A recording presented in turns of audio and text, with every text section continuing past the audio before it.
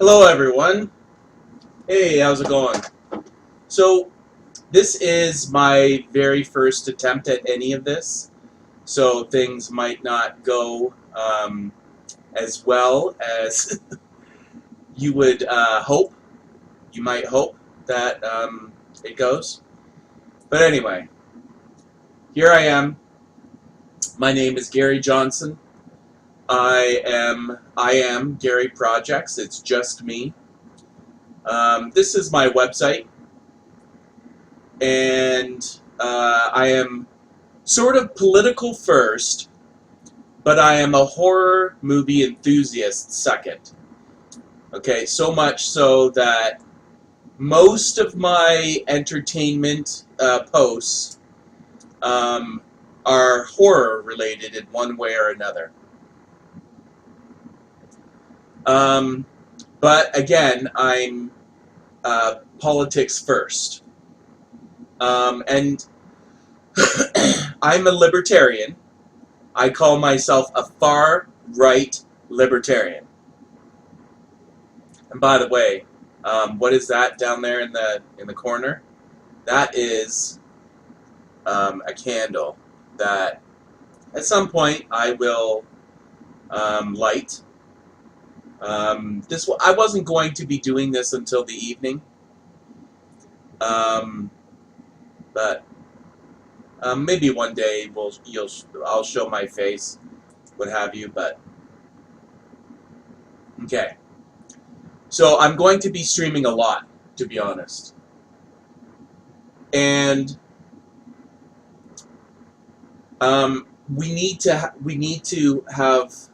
we need to have a lot of conversations. And I would say that the left needs to know that we're here. And they need to know that we're not going to take their bullshit. Um, Hollywood is dead. Let's just say all the things.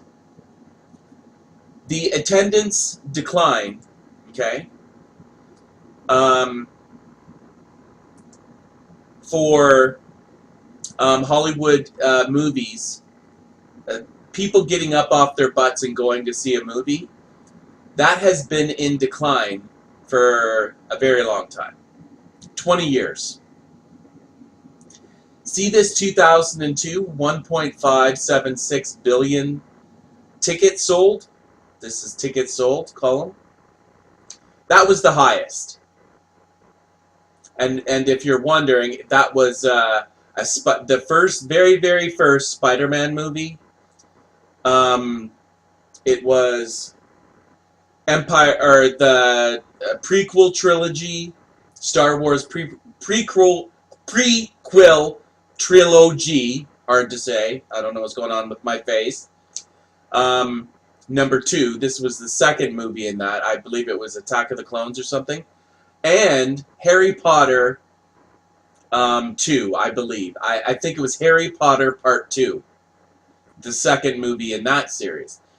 So those were the tippity top of that year. Those three movies. And that was the highest that it's ever been. And it's been nothing but decline ever since. Okay? Complete decline.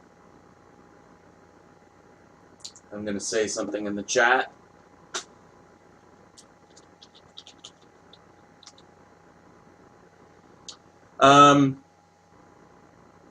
I should separate this.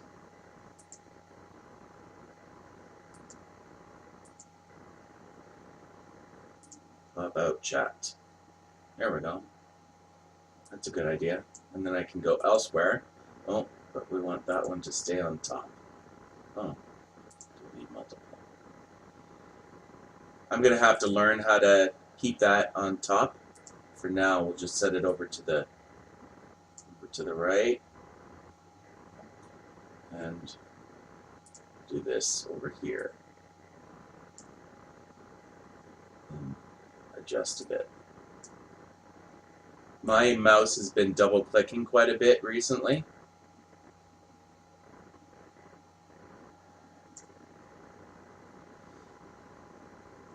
There, that's pretty good.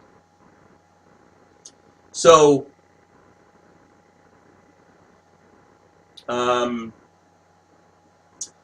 yeah, it's um, the movie theaters have been declining since attendance has been declining for 20 years. DVD, like physical media sales, are in the toilet. Physical copies of really anything is going to disappear soon. And traditional broadcast television is also going to disappear soon. At the beginning of television, which, by the way, if you really, really, really think about it, you've got old people, right? Old people that are out there right now, next door, across the street, at grandma's house, all the things, right?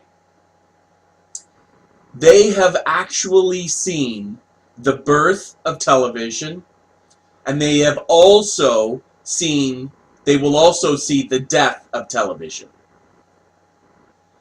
In their entire lifetime, the family got the first TV when they were 10 years old,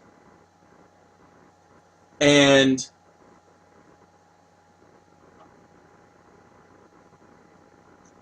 let me just see how things are going. It seems to be going excellent condition.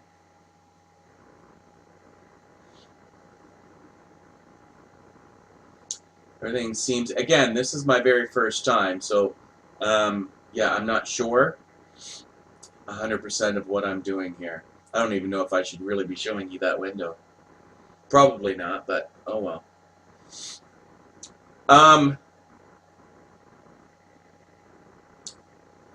Now, having said all of what I just said about the movie theater going away, traditional television going away, and physical media going away, there's still going to be streaming services. Everything is retreat. They lost the war, and now they're all going to retreat into their websites and hope somebody is going to pay them $5, $10, $15, $20 a month to, keep that alive. But I promise you that the level of decline for that whole thing, the entire industry, is going to be mind-boggling. Absolute mind-boggling. Now, one thing I would like to talk about is the Invisible Man. Okay, so one of the things that we've all noticed recently is that it seems like every single everything, and I'm not exaggerating, is being killed off. Star Wars is dead. Star Trek is dead. Terminator is dead. Predator is dead. Doctor Who is dead. It's just like there's so much death going on in television and movies and so on that you almost have to wonder if they're not doing it on purpose. It's just death everywhere. It's like every single franchise is dead. It's like, but see, the reason I don't think it's that is they still keep attempting, you know what I mean? I just think that they're all really bad at their jobs. They have had, okay, so you got to think about all the things, right? The very first people inside of doing the movie Hollywood thing. By the way, the story has been told since the beginning of time, and it will be told until the end of time. People telling stories to each other, fiction or non-fiction, has been a part of humanity since before we had books, before we even knew how to speak, before fire, when we were still grunting and pounding our chests and getting eaten by saber-toothed tigers. Before everything, we were telling stories. Now, we were telling the story about the hunt, the story about the sex, the story about the broken leg, the story about the baby, the story about the bup. Now, and we were just using bup garbage in for ba ba blah blah blah blah blah blah. Like, there was no language yet. There was just grunting and bup bup blah blah blah blah blah blah blah. But we were still telling each other stories. Like you can think of like maybe more, ancient Africa, and don't get all fucking uptight with me. Don't do it. We were singing and dancing around fires not long ago too, and hey, go out camping. We still do it. So think about those, after the hunt and everybody's well fed. Africans around the fire at night, putting on a play, putting on the paint, doing the dress up, doing the dancey, do the jiggy jiggy, and all the things, right? There's been storytelling forever, and there always will be storytelling. It just keeps evolving. Now, if you think about the movie, the MOVIE, that form of thing, that thing called a movie, let's be honest about what it was. It was literally a play, okay, for entertainment. People would go out and go to a theater and see a play. There was no entertainment. There was no electricity. Well, there was nothing at home. You had a piano. If somebody knew how to play a musical instrument and could afford one, then you had that. And it was books. But life was really difficult, so there wasn't a lot of downtime. And that's kind of how things worked.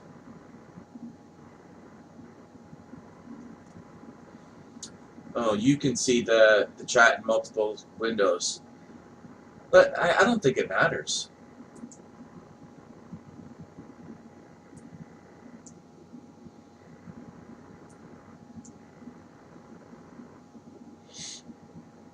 Just check out. I'm just going to see what I see when I do this. Yeah, I'm the only one talking, though.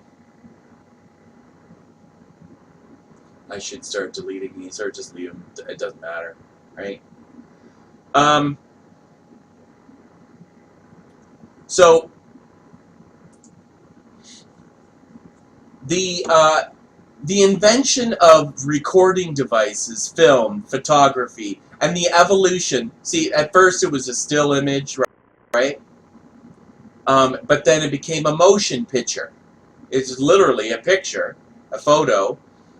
But if you show the pictures fast enough, then it looks like the pictures are moving. Moving pictures, motion pictures.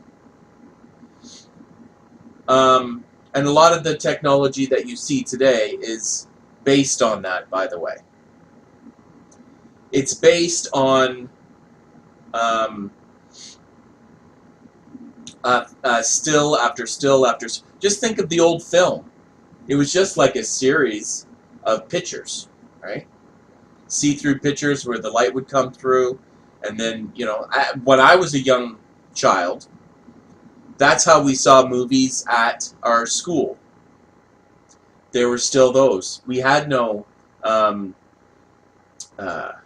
internet or computers. Well, we did have one computer for the entire school when I was a very small child. And that would be in the 70s. Okay? But there's literally people alive, like if you're really old today, you remember your first TV. You didn't grow up with television. You inherited the technology sometime later on in life. Maybe you were still pretty young, but maybe you were pretty old. Maybe you were in your 20s or 30s. Right? It wasn't until the 50s, 1950, after World War II, that televisions actually even were introduced, really. They were just starting to exist. They were beginning to exist. Okay, so the movie actually became a recording. It was just that record the play, and then you can copy that recording, send it all around the places, and then they can show that play in multiple different places whenever they want. So one actor, one set of play, one set of actors doing the thing that was recorded could literally be duplicated without people labor, or very little of it. Like I'm just saying that play that you saw with the people doing the dancing and singing and talking, that play was recorded and then duplicated in many other places. And that was the movie. It was really just a recording of a play. But then they got more intricate and complicated, right? But really, again, it's just, your stage actors that were recorded, and their recordings were sent around. Now, this opens up a lot of things, right?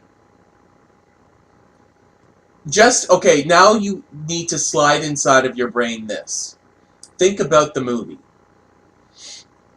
Back when it was a play, when it was a theater thing, you had to charge quite a bit of money. Because you had to pay for all those people on the stage. Doing all that stuff. But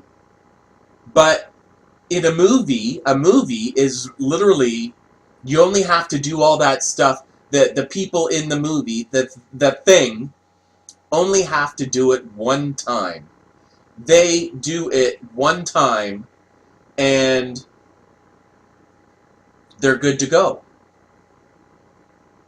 Like that, and so the money-making potential for that one person, let's just say you recorded, let's just do a one-person thing. You recorded Michael Jackson doing his singing and dancing. Now, in order to get him to come in and do that for your thing, it would cost a lot of money, but you could make that money up by copying it and charging other people to see a recording of it. That's really what a movie is. It's just the evolution of the stage play. The stage play was converted, was copied, and sent all around to all the different places, and then the prices come down. And that's a big part of this. Economics plays a big part in all of this. You could literally, and then movies evolved, got big, to the point where the people inside of your movie were so incredibly expensive it would make your brain bleed. $20 million, $50 million, $4 million, $7 million just to work for you for 3 weeks. Because there was so much, it was so easy to make money. They just kept copy, and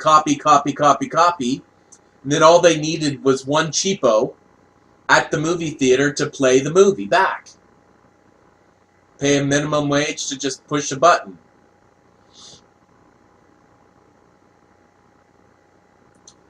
Well, then what happens? Then the TV happens, right? And then people start to stay at home more. And then the internet happens. And then the cell phone. The cell phone really, really, really, really, really was the death nail for Hollywood. Inside of your pocket, you literally have a movie theater. You have a complete movie theater with every movie inside of it. And you also have a movie production studio inside of your cell phone as well, inside of your pocket. Your cell phone that everyone has inside of their pocket is literally a movie theater. You can watch any movie ever made on it. You can make a movie. You can literally make or watch anything ever on your cell phone. So the entire concept of having people do the play, singing and dancing on the stage, that has been refined and perfected and perfected and perfected and perfected and perfected until literally you've got it inside of your pocket. Technology made that happen. Technology, all the good stuff. Evolution. So, gone are the days. Now you got to just think about how superior it is to be able to watch or Avatar, the Star Wars on your phone versus having to get up and go and travel and go and travel and travel and go and then pay to see people act out Star Wars on a stage. Not Star Wars, but something else. A play, a Shakespeare play, anything. Now, back in those days, there wasn't much entertainment, or there wasn't a ton of comfort at home. And I don't know exactly what was going on with the actors up out there on stage. I don't know. Like, I think the poor people just went to the saloon, or they just stayed at home. They would read books or something, go fishing. Maybe just they kept working. They worked every hour that they were awake. They would just be working on the farm. So there was little to no entertainment, maybe on Sundays. But entertainment has gotten really, really, really cheap. Now, you might not remember this, but I remember the video rental store. And okay, let's get to television. So the stage play turned into a movie, and then the movie turned into television, and then the television turned into the internet. I don't know, a video on the internet. Literally, and some like, what's the difference between a YouTube video, like my YouTube video here right now, and Star Wars? Technically, they're the same thing. It's just a video. Now, you're going to tell me that Star Wars is better, and I'm going to agree with you. But it's technically it's the same thing. It's just a 2-hour-long video.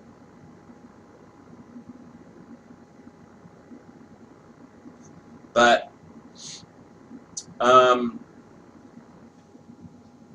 so Hollywood, a lot of people are pointing at things, pointing at the politics and the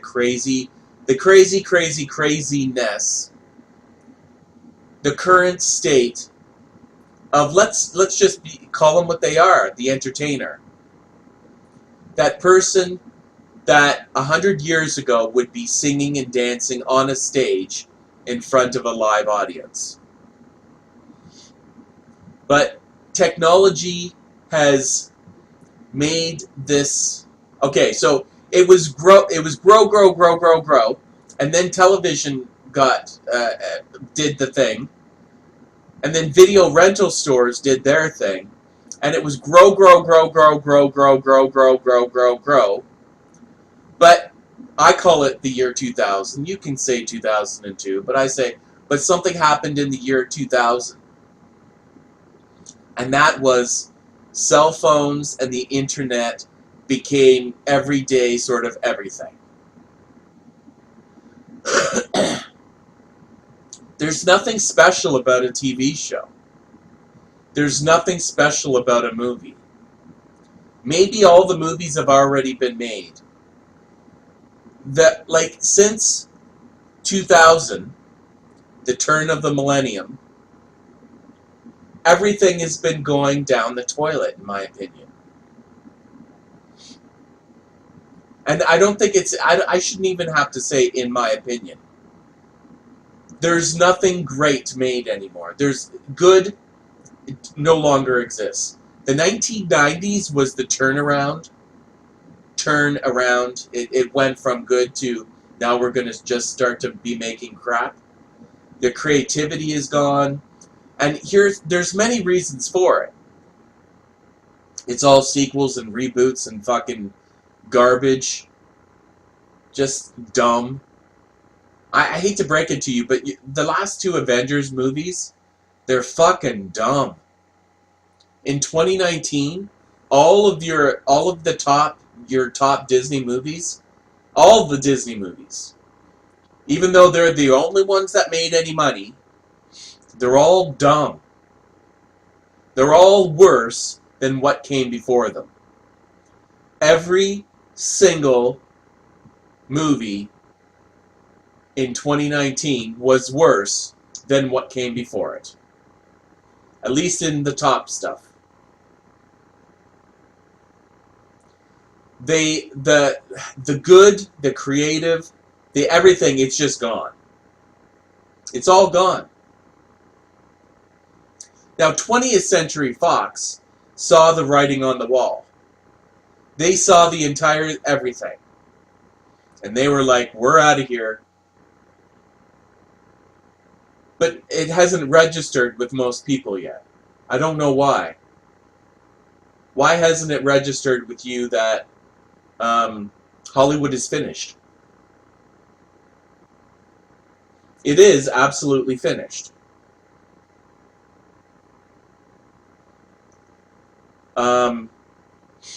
And I think part of it was that there was, because the industry got so efficient. You got to remember, back at at different times, different things were going on.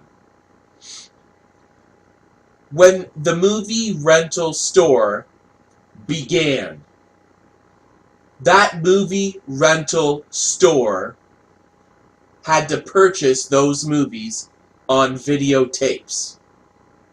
Those videotapes were so expensive, it would make your brain fall out of your head. Hundreds or even thousands of dollars. Because they were really protective, and they were like, my goodness, we gotta make money because this could be the death of us. We gotta make the money, make the money, make the money, make the money. We better charge them a lot because they're not gonna come see our movies, and so I don't know what we're gonna do. What are we gonna do? But what happened in reality was people were consuming more of it, but they were making less per item.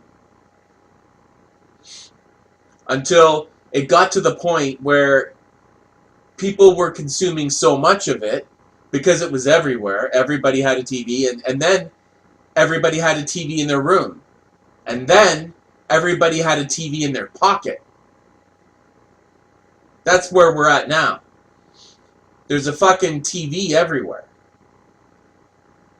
So there's so much of it.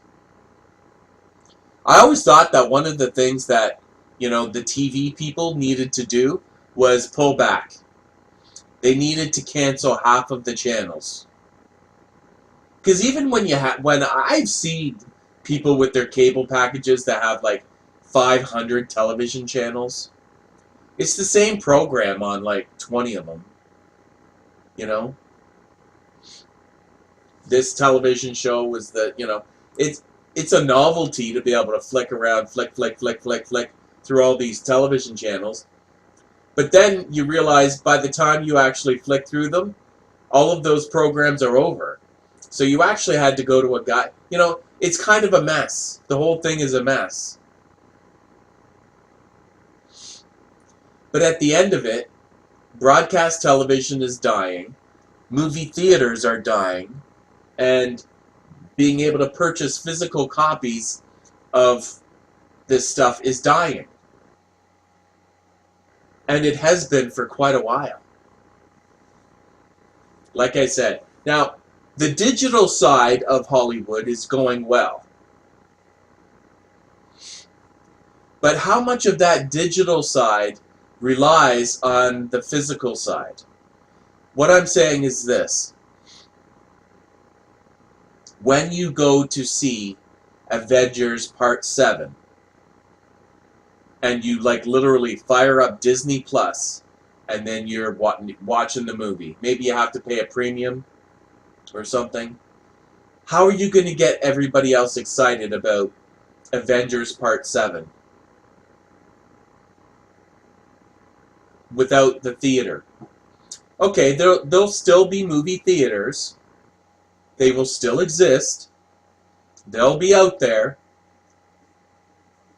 But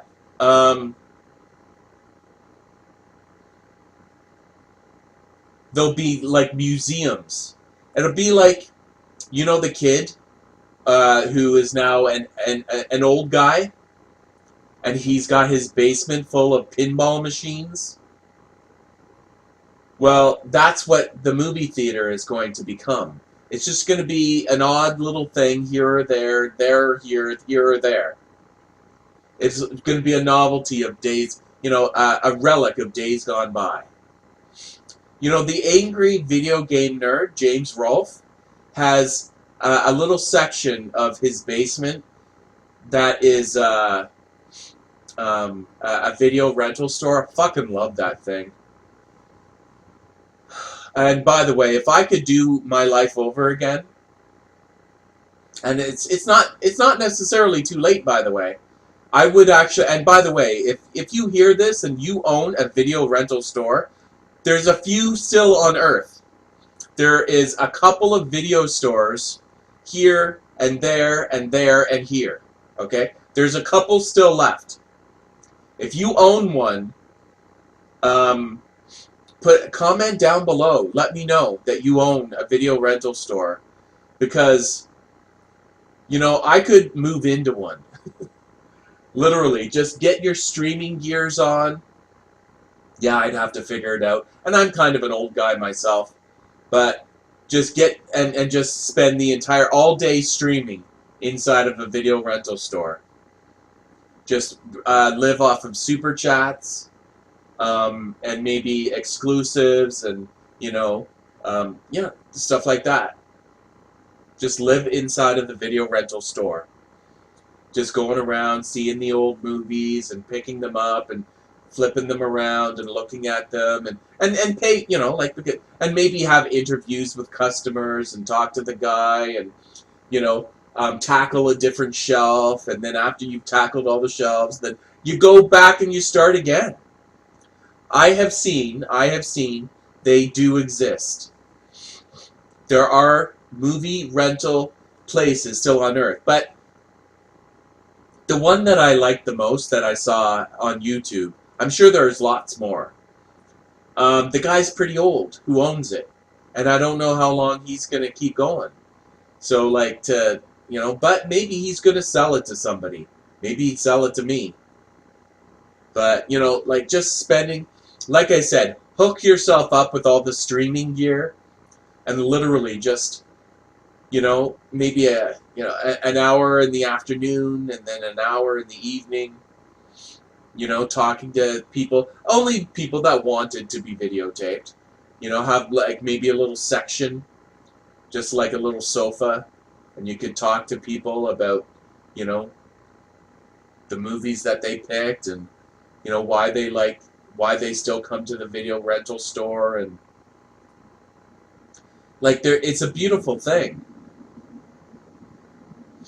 Um, and now, what is it? It's you alone on Netflix flicking through all the selections with a button.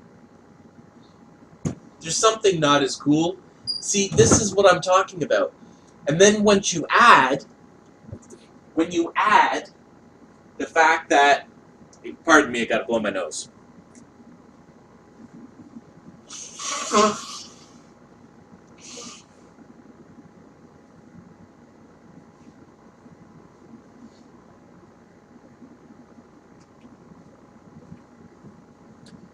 Once you add no more movie theater experience, is the movie going to be that good? Like, if the first time you see the movie, whatever it is, the big budget, biggity big, $300 million movie, is at home on your TV and your inferior sound system, your inferior everything. Everything is inferior. Inferior, completely, A to Z. Are you going to love that movie as much as you used to? I don't know. I have a funny feeling that it's going to take away a ton, a massive amount. Now, another thing is, as the technology up, up, right?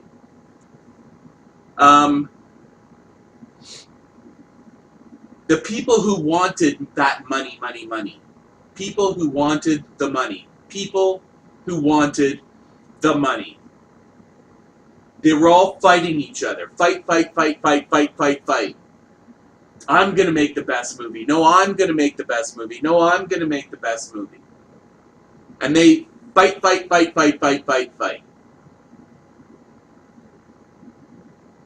And so they made it to the top.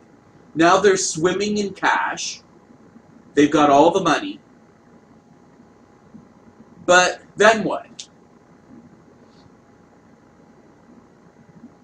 You maybe feel a little bit guilty tripping over the homeless people on the way to the Oscars, stuff like that. So you become an ideologue, and then the government sees it as a way to propagandize the population. So they move in and they say, well, we can help you out with your tax breaks, or by the way, tinfoil hat talking here. We're going to help you out with your, taxes. We'll leave you alone. We won't be, as long as you do this, and this. And these other people, we got to kick them out. If you don't want a bigger government, you got to go. You got to kick them out, and you weed them all out. You kick them out of everything. Kick them out. So now it's just big government lefties left. It's all that there is.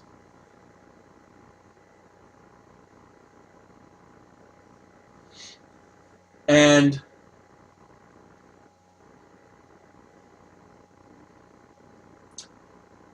the money's going away.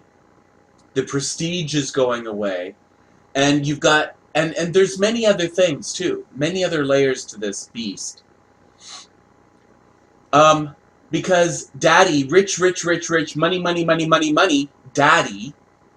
daddy guy, gets his son, spoiled, rotten, spoiled, rotten kids, into the business as well. It's like they inherit, it's called nepotism, they inherit the fucking actor,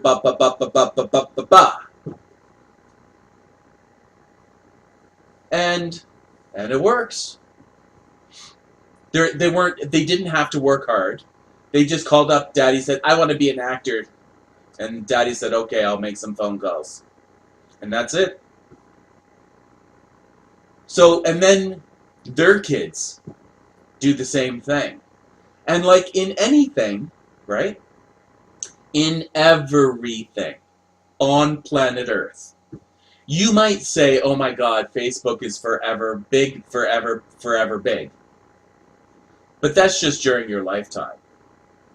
When, his kids and then his grandkids take over and fuck it all up, you'll be long dead. And you'll go, oh, well, the grandkids fucked it up. And that's just about happens nearly every single time. The grandkids fuck it up. Because there's so much money and money, they're all spoiled and neglected and fucking nannies and terrible and gross and terrible, right? But it's big enough but they were close enough to daddy who worked at making all the money, and they saw it all, right? But they got spoiled and lazy and stupid and spoiled and stupid and lazy, but they still saw dad. So the kids can usually maintain. They've got a good enough everything, a good enough foundation to maintain. But then the grandkids come along, and that's it. Because their parents were not talented. They were just kind of coasting on their parents' success.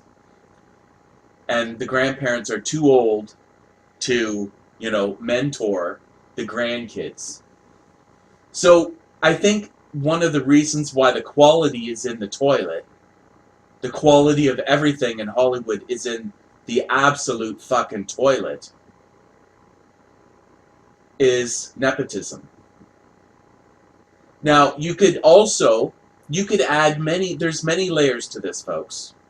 Many layers to the reason why Hollywood is failing. And by the way, Hollywood is just the tippity top of video making. You're watching videos all over YouTube. You can't consider any of those people Hollywood, right? Or at least most of them. Hollywood is a different beast. That different beast that I'm talking about, called Hollywood, equals dead. It is gone. It's been dead for a while. It just, 20th Century Fox. Remember them? They knew that they were dead. They knew it was all dead. They knew it was all gone. And that's why they said goodbye. Bye. We're out. We're gonna get out early so we can get all the money. But see, the thing is once everybody catches on, once everybody realizes that Hollywood equals dead, there's going to be no money in it. Like, they're not going to pay the big bucks for our shitty catalog of old movies. It's that's, in my opinion, that's one of the main reasons why Bob Iger got kicked to the curb. Fox. And the only thing that Fox has at the moment, you have some old intellectual properties, but I mean, if you had creative people, you wouldn't have to buy this stuff. You could just make it.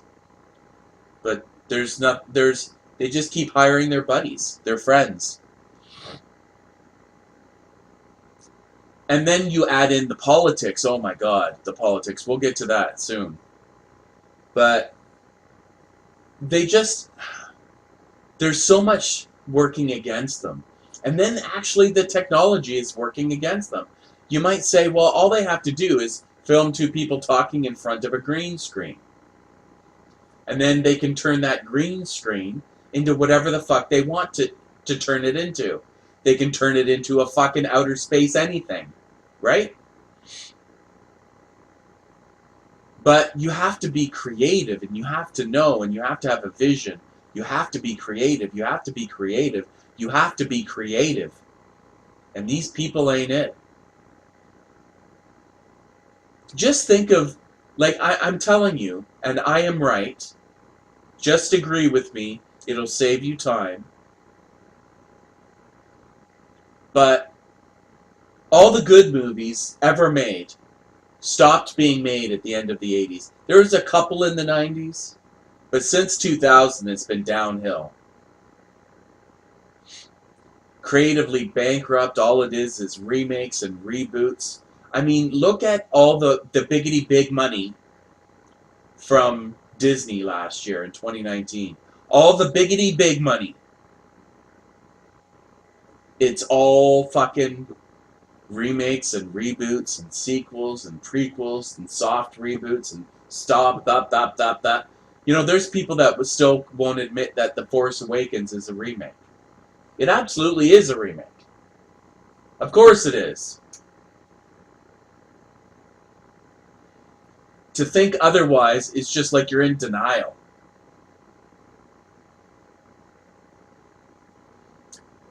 Now,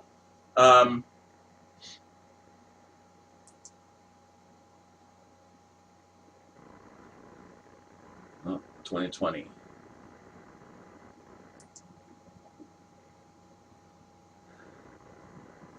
Avengers Endgame, crappier than, just. I try to. When I think of this movie, I think. I just say to the person that said, "Oh, it was such a great movie." I say, "Can you explain the time travel stuff to me?" No, I can't. Well, why can't you?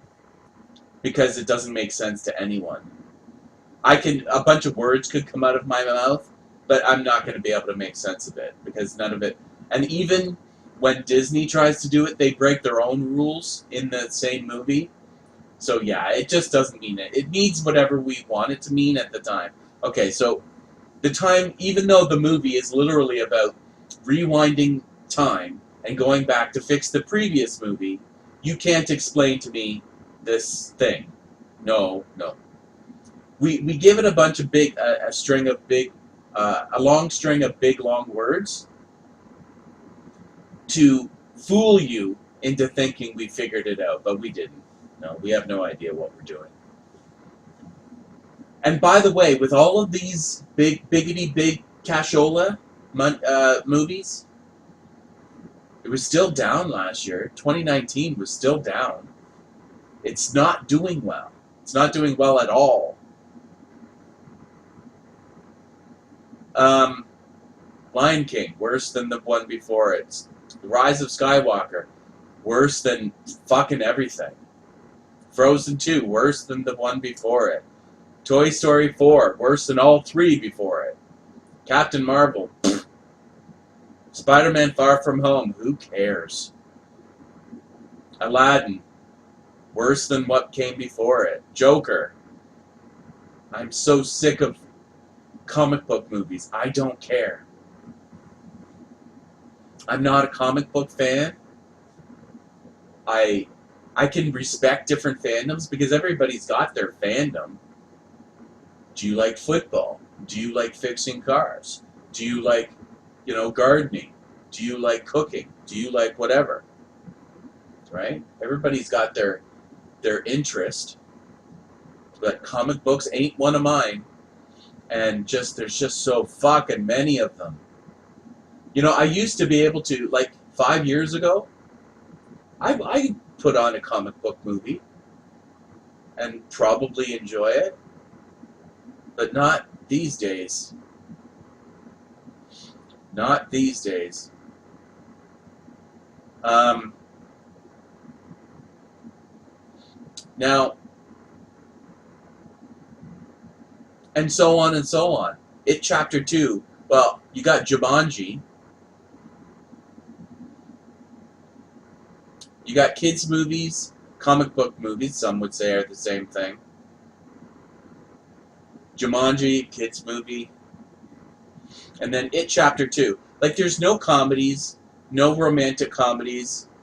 Where are the action thrillers in the top 10? Where is the diversity? It's just comic books now. Comics books, kids, and a little bit of horror. Or Rock. If The Rock is in it, Dwayne The Rock Johnson is in a movie, people will go see it. And a little bit of horror. That's all there is left. Have you seen some of these fucking, The Predator? Terminator Dark Fate? Holy crap. It's like they don't even know how to make a movie anymore. They're so bad at it that the machine is broken. They've got all of the money, or they had all the money, and they have all this technology, and they still can't put a good movie together.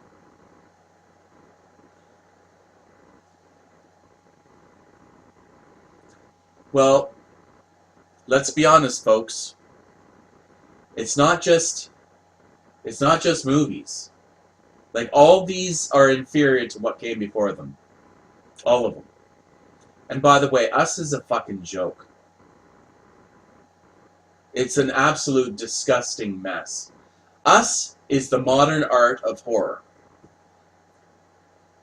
And the only reason people overliked it, yes, I said it, they overliked it, is because it had black people in it. And they didn't understand the movie because it's not possible to understand the movie. It's just got black people in it, and it looks, and somebody said it was artistic. So everybody, all the SEALs, it's like, you go to do your wine and cheese at the museum, right? And then, the main attraction, the main attraction, the main thing, the super biggity big main attraction. They announce it. The lights go down, and the sparks, and the fake fire, and then the and then they tear down the fucking curtain, and there's a fucking toilet. And then everybody screams, "Oh, yes!" And they start clapping and cheering and carrying on. It's like, oh, that was so stunning and brave of you. So stunning and brave. Or forget the toilet, maybe it's a painting of a big red dot. Something stupid. It's a painting of a stripe. Just crap. Modern art crap. And for the rest of the night, every single person in that room is going to try to outstun and outbrave the person next to them. Oh my God, the feelings I got, the torment that the person must have been under when they made that dot. It's just all garbage. It's gobbledygook. Brain mashed potatoes. They just really want to be stunning and brave so much that they'll look at a painting of a dot and talk endlessly about how stunning and brave it is. And then they'll open up their wallets and spend tons of cash on it. It's all dumb. And that is us. Admittedly, there's some decent pieces of horror, but I mean, the movie as a whole, it fucking makes no sense. It doesn't make sense on any level. It's just a modern art museum put, it's just dumb. But everybody clapped like little seals because they had black people in it and they didn't want to be called racist. So they gave it a 10 out of 10. Oh, it's so stunning. It's so brave. What was the movie about? I don't know, but it was stunning and brave. Some people lived underground, and then some people lived above ground, and then they met. And They tried to kill each other. What was that about? Oh, I don't know. I have no idea.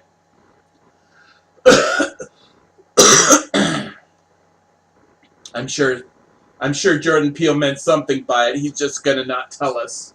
Maybe on his deathbed, he'll finally reveal the secrets of us. Oh God.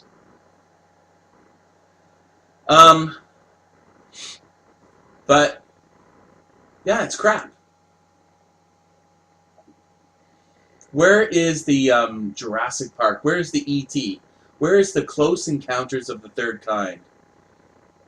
Where is Lion King? I get it. These things were kind of stolen too. Where is Friday the 13th? Nightmare on Elm Street. My love is horror, by the way. That's my fandom. And I'm getting tired of having to sit and take this shit that they are doling out like they are just God's gift to everybody. Honestly, I did not think it was even possible to inject SJW far-left politics into horror, but they managed a way. Shock me to the core that they knew, or that they know, how to inject far-left politics into horror movies. I mean, like, literally, let's just think about Friday the 13th. It's, well, I don't know, that one's a bit confusing. Nightmare on Elm Street, guy kills you in your dreams. What are the politics behind that? Well, everybody dreams, there ain't much politics. But I tell you, in the next one, it'll be full of it. One of the best examples, or the worst examples, is Cargo. Okay? Recently, there was a movie called Cargo. It started out as a short film.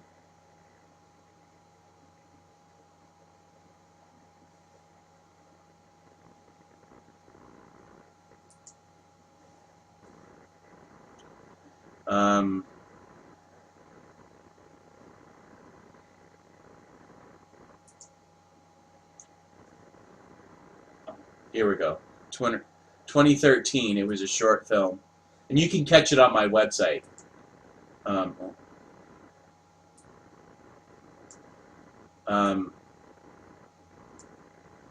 my website, just remember, click the donate button and give me all your money. And then you can do some searchy search. And here's Cargo from 2013. You can watch the whole movie right there. And it's fucking beautiful. Now, you'll see that these people are white. And by the way, the mom is in the car. She's white. And it's really about these three. At the very end, some other characters are introduced. But this is a beautiful film. An absolutely, stunningly beautiful film. Absolutely beautiful. And I'm not going to tell you what it's even about. I've got it categorized as horror, but it's really more of a drama. It really is a drama. Should be winning an Academy Award. And then they made the actual movie. Please. What the heck's going on here?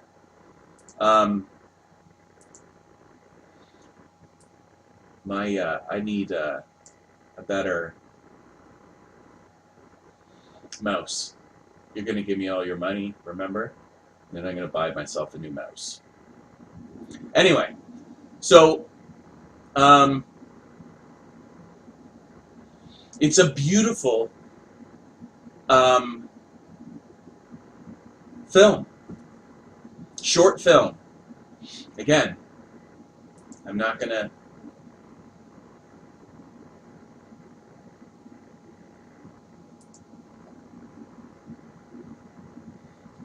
going on here? Maybe I hit pause. See? Go to my website and watch it. It's a great film. And then it went to Hollywood to be stretched out into a feature-length film.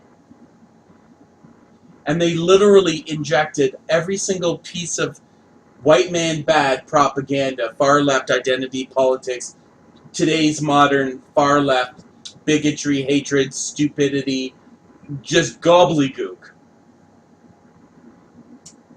They literally converted this movie, this beautiful, beautiful, beautiful little film, into crap.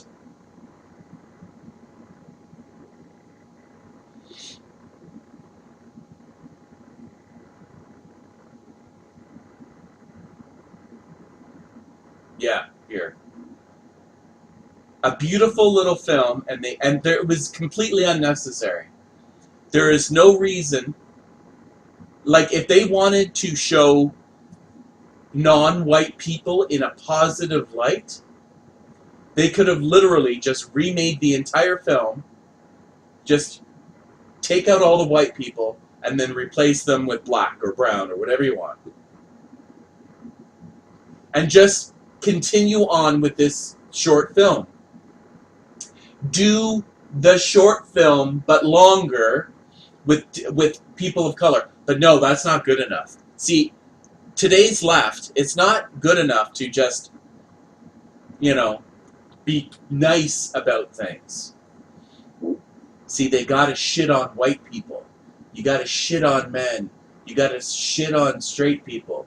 You gotta shit on, your white country. You gotta... See, that's a vital part of this leftist BS that's going on these days. You gotta degrade the other. It's not enough to lift women up. You gotta push men down. And once you truly understand politics, you'll realize that the left is always about pushing everyone down, really. Because it's about power and control. It's about your government and all your tax collectors having all the power. And they know that they're kind of dumb and stupid, and the only way that they can control the rest of us is by pushing us down. Your government doesn't want to lift you up. They want to push you down so that they get to stay on top and suck out all of the money from your wallet and everything else. But there was absolutely no reason at all to convert this beautiful little film, this beautiful short, into an I hate white man bad. It literally did that.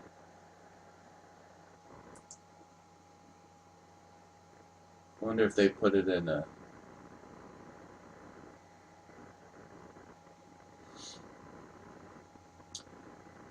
No. But I'm literally... The undertones of the entire...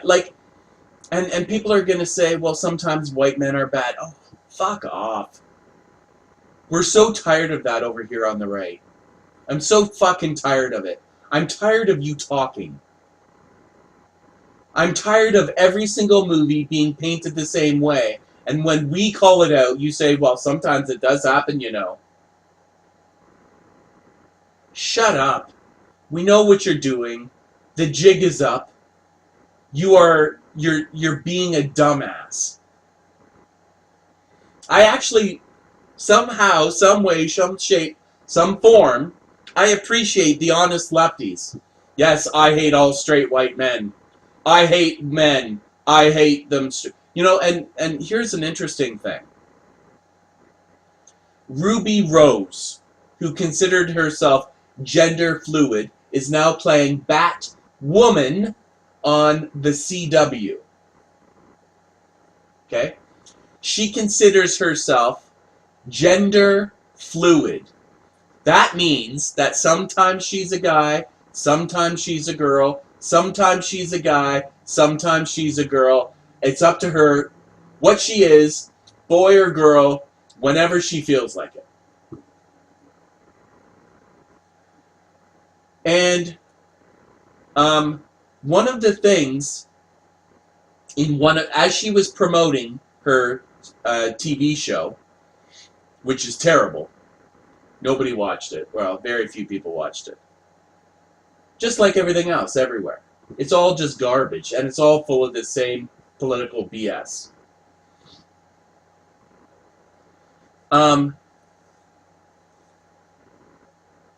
One of her tweets, or one of her statements, was degrading old white men. Listen to what I'm saying. Old white men. She degraded old white men. This is important. I'm going to say it again. Ruby Rose, a young woman, degraded old white men. Now, why did she throw the old in there? It was so that it would pass her by. Because sometimes she identifies as a man. Sometimes when she wakes up, she says, I'm going to be a man today. And I'm a young person. I'm young and white. And I'm a good person. It's the people that are not me that are the bad people. So when I go lumping people, grouping people together and saying, this group of people are bad, it's going to have to exclude me. She's the only one that would do this. Everybody else would just say white men. But she had to throw in the old in there so that the insult, her own bigotry, would pass herself by. Because she thinks she's God's gift to mankind. Just like everybody else on the left does. They're all the good ones. It's everybody else who's the bad ones. It's just part of the dumb, the stupid, right? So I guess when she gets old, and as long as she's still gender fluid when she's old, then she's going to become the bad person that she was talking about in her 20s. I mean, to get young people thinking in these directions, it's pretty sick and disgusting. It's really sick and disgusting. Racism was over, sexism was over, everything was over. And the left is bringing it all back. The left is bringing it all back. Large and in charge. And it's everywhere. It's all over the place. So, like I said, Cargo, you can see it on my website. It's just a YouTube video. And then try to watch the new feature-length film, 2017. The whole film. The short film that got picked up and converted into a full-length film. And you'll see exactly what I'm talking about. But there's many others. The examples of the left, it's like they don't know how to make movies anymore. They're all shit at their jobs. So why don't we just make them all political?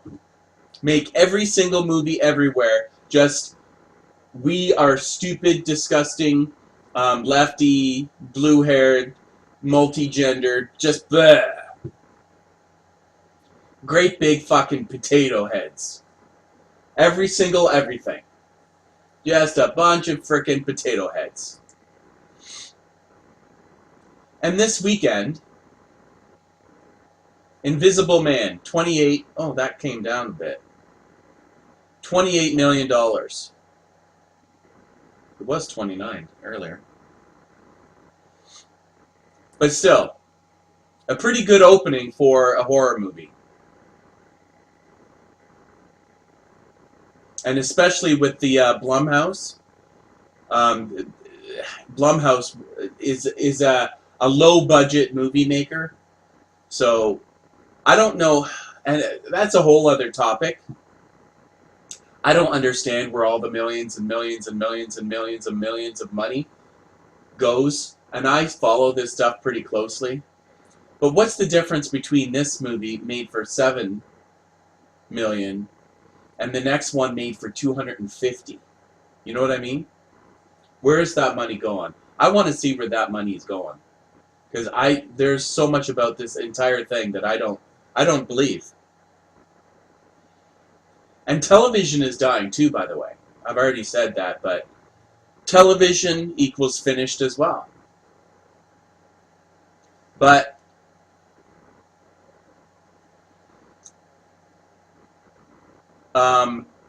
this Invisible Man, okay, the reason why I am making YouTube videos again is because I can't do it. I can't. I love horror, and everybody that is talking about horror refuses to bring this shit up. They're too afraid to talk about it, or they like it, or whatever. But anyway, the right wing, it's just like in life, the right wing is either silent, they're afraid to speak up, or they like all of the politics being injected into their movies.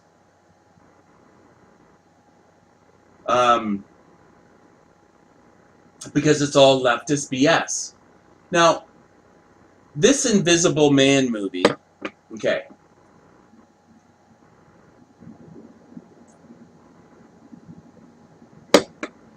This Invisible Man movie it's a movie from the 1930s, from 1933, I believe. That was the first one. A Universal Monsters. Blumhouse has been working closely with Universal for quite a while, and pretty much everything is Blumhouse, almost, and it's all low budget, and since Trump got elected, it's all bad. It's all far left. You may as well just go to a gender race, college course as see any of these movies. It's all the same. It's all one-sided. It's all agenda first, leftist political propaganda. And I would have thought that there's somebody out there that is talking about horror movies that has the balls to talk about the infiltration. But either they don't have the balls to talk about the leftist infiltration, or they agree. They're like happy that all of their horror movies are now being made with the social justice warrior tint. One or the other. And so here I am. Hopefully, we will be a collection of right-wing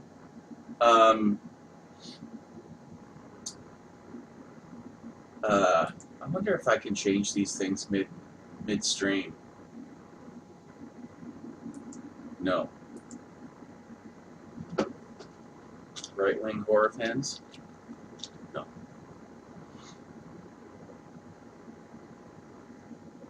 Or at least not to my knowledge. If I can do it, I don't know how to. I'm certainly not getting anybody watching this thing, but I don't have any subscribers. So we'll see. But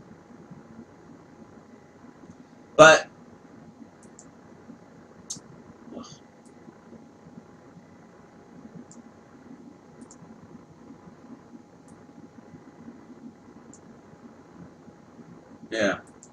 So nobody, and every time in the comment section that I bring it up, they're either far left themselves, or they just kind of sweep it under the rug. And there's no way that you can sweep Jason Blum and his movies under the rug anymore. First of all, I've seen the video where Jason Blum himself said that he wanted to kill Trump. I've seen it. So you say, do, think whatever you want about that. I mean, that to me is 100% evidence that he has Trump derangement syndrome.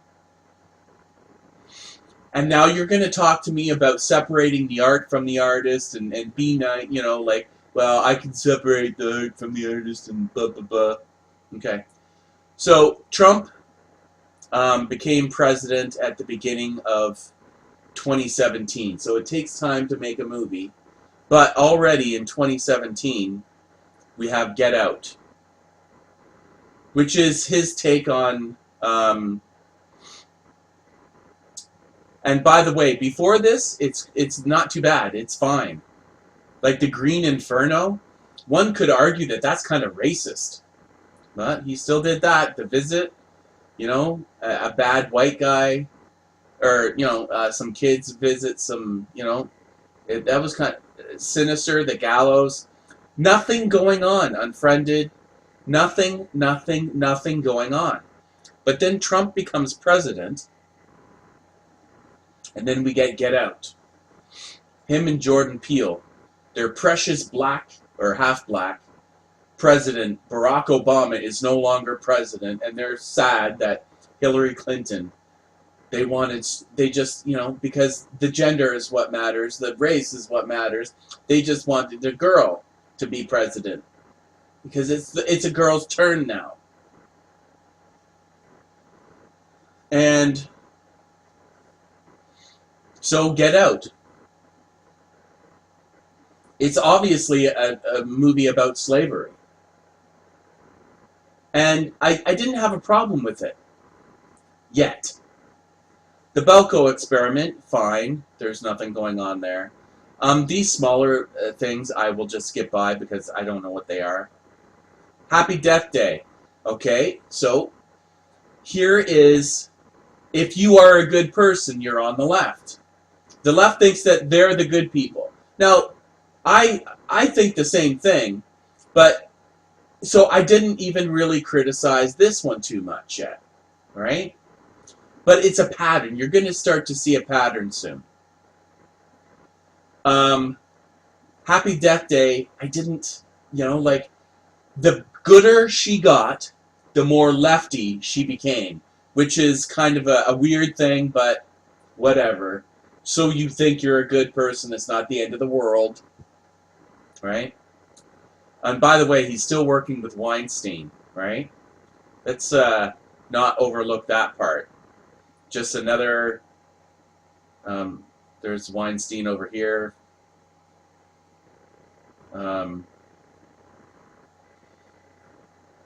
Weinstein over here. So let's just remember this stuff, right? But, okay, so, where are we? We should be. Get Out, Belko. Belko was fine. I didn't see any agenda in there. Happy Death Day. Okay, so again, that it was just as the gooder she got, the more left she became, which is totally not the truth, but whatever. Us right-wingers can watch your comedy shows at night and you just fucking say one thing and you just, whatever. We've learned how to filter you out and put your BS into perspective. We're mature that way. But it's gone too far. It's way too far. You're literally calling for anger, hate, bigotry, and just terribleness. So that's why we're calling you out.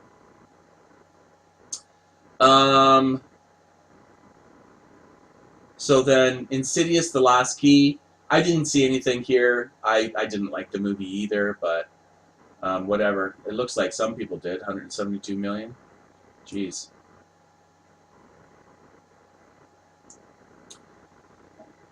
Truth or Dare, kind of a silly... Okay, Upgrade. This was an interesting movie, But they certainly had to. They certainly injected it with some, far left politics again. They had to emasculate. They emasculated the lead of the movie. He was a stay-at-home, I don't know, guy. He stays at home and fixes cars, his toy cars, while his wife goes to work and earns all the money. Okay. And then they meet up with a hacker, a computer hacker, a super mega hacker. And of course it's a girl. And of course she doesn't want to be abused with your pronouns. Check your pronouns. Ugh. And then the first purge. This is probably one of the most extreme examples there is. I mean, when you watch this movie, like, the cops are bad. It's the same far left talking points and everything. All the white people are bad, unless they're a woman. I mean, it's just, the politics inside this movie are just so backwards, it's unbelievable. It's like they sat down at, how do we turn a purge movie into the most far left thing that we possibly can?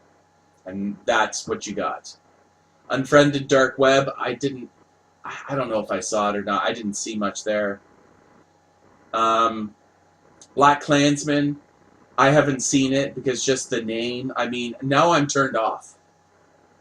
I'm literally turned off of Blumhouse.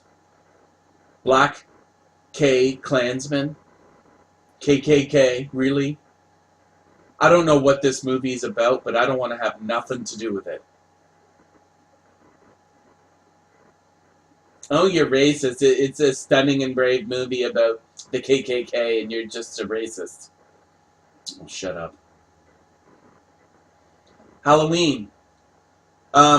Race didn't come up. And actually, if race was brought up, you would say the only real black person in the movie was the sheriff, and he was kind of dumb and stupid. But I mean, it's a horror movie, so everybody's kind of gets their turn at being dumb and stupid or something. But I mean, whatever, right? Oh, and then the kid, the little black kid. It's kind of a bad movie. I love horror, but all you people that came out of that movie just saying it was the best thing ever. I don't know what's wrong with your brain. You really should go and fix your brain because it's a problem. This was a mediocre Halloween sequel at best. At worst, it was pretty bad. Like if you let, but I mean the dad was the most weenie loser kind of dumbhead, right? It's like what you see in sitcoms, right? All the husbands are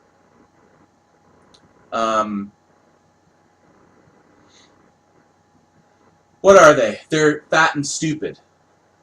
Well, this guy was skinny, bald, and stupid. Just fucking, I got peanut butter on my penis. Just sort of a loser. You just look at him and you go, oh, okay, you're one of them, eh? Okay. Glass. Okay, they left that one alone. Happy Death Day to You. This was a terrible movie, but I don't know if there was much politics in it. I don't know. I'm just going to say I don't know about that one. Ma. My lord, I saw that trailer and I was like, there's no way I am going to be watching this film. No way in hell.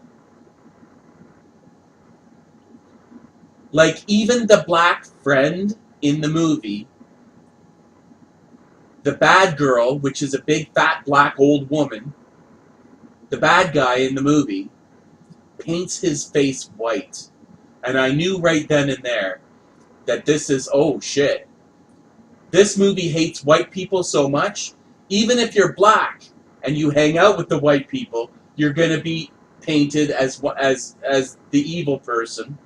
So even though your friends are white and you're all good, everybody's all good, no, I'm going to paint your face white and then still kill you as well, or torture you or whatever. I didn't see the movie. But I guess there's a torture scene where this old, fat, black woman literally cuts the dick off of a young, I don't know, say, teenager. The first thing I'm thinking is, by the way, was that high school? Isn't that kind of pedophilia? And isn't this going too far?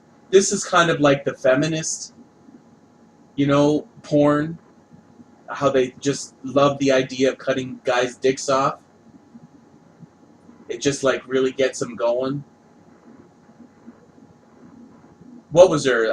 Mrs. Ozzy Osbourne.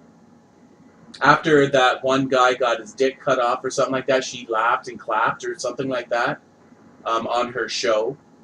And then she had to go away and then apologize and shit afterwards. Could you imagine a bunch of guys on television laughing and clapping about a girl that got her tits cut off? It's just so gross. But it's kind of like this female fantasy. They kind of do have penis envy. They want the penis, but they hate the man, and it's like love and hate at the same time. So they want to cut it off.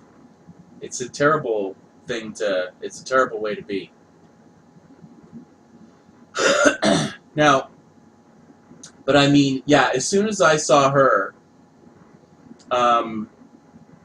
going to painting that black kid's face white in the movie, I was like, no, I'm out. I'm done. I don't want to see this movie. There's lots of movies that go too far for me.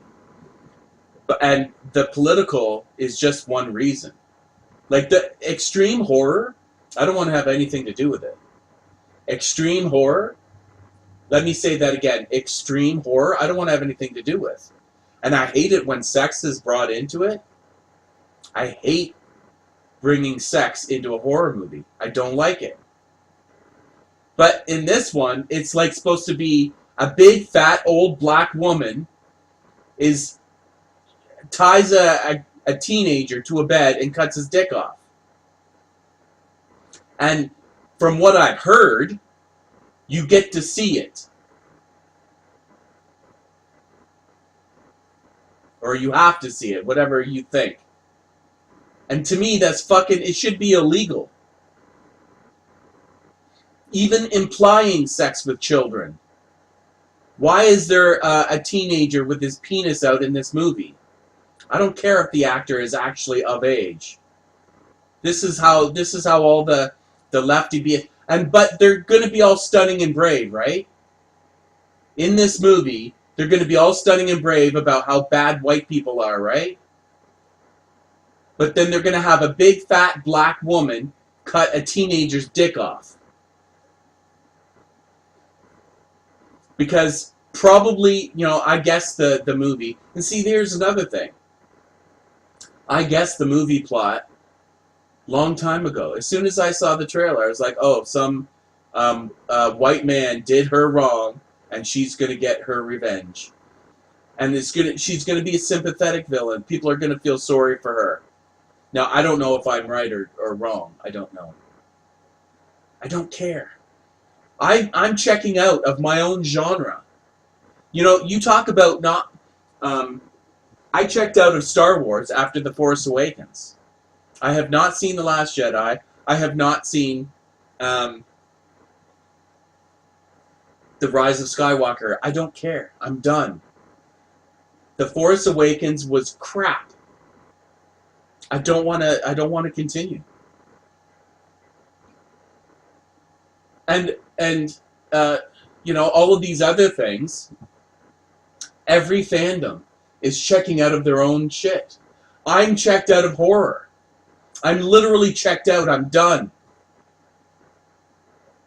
The only time that I really care is when I look backwards into time. And maybe those people were terrible people back in the 80s and the 70s and the 60s and the 50s. as well. Maybe they were all. Maybe the actor.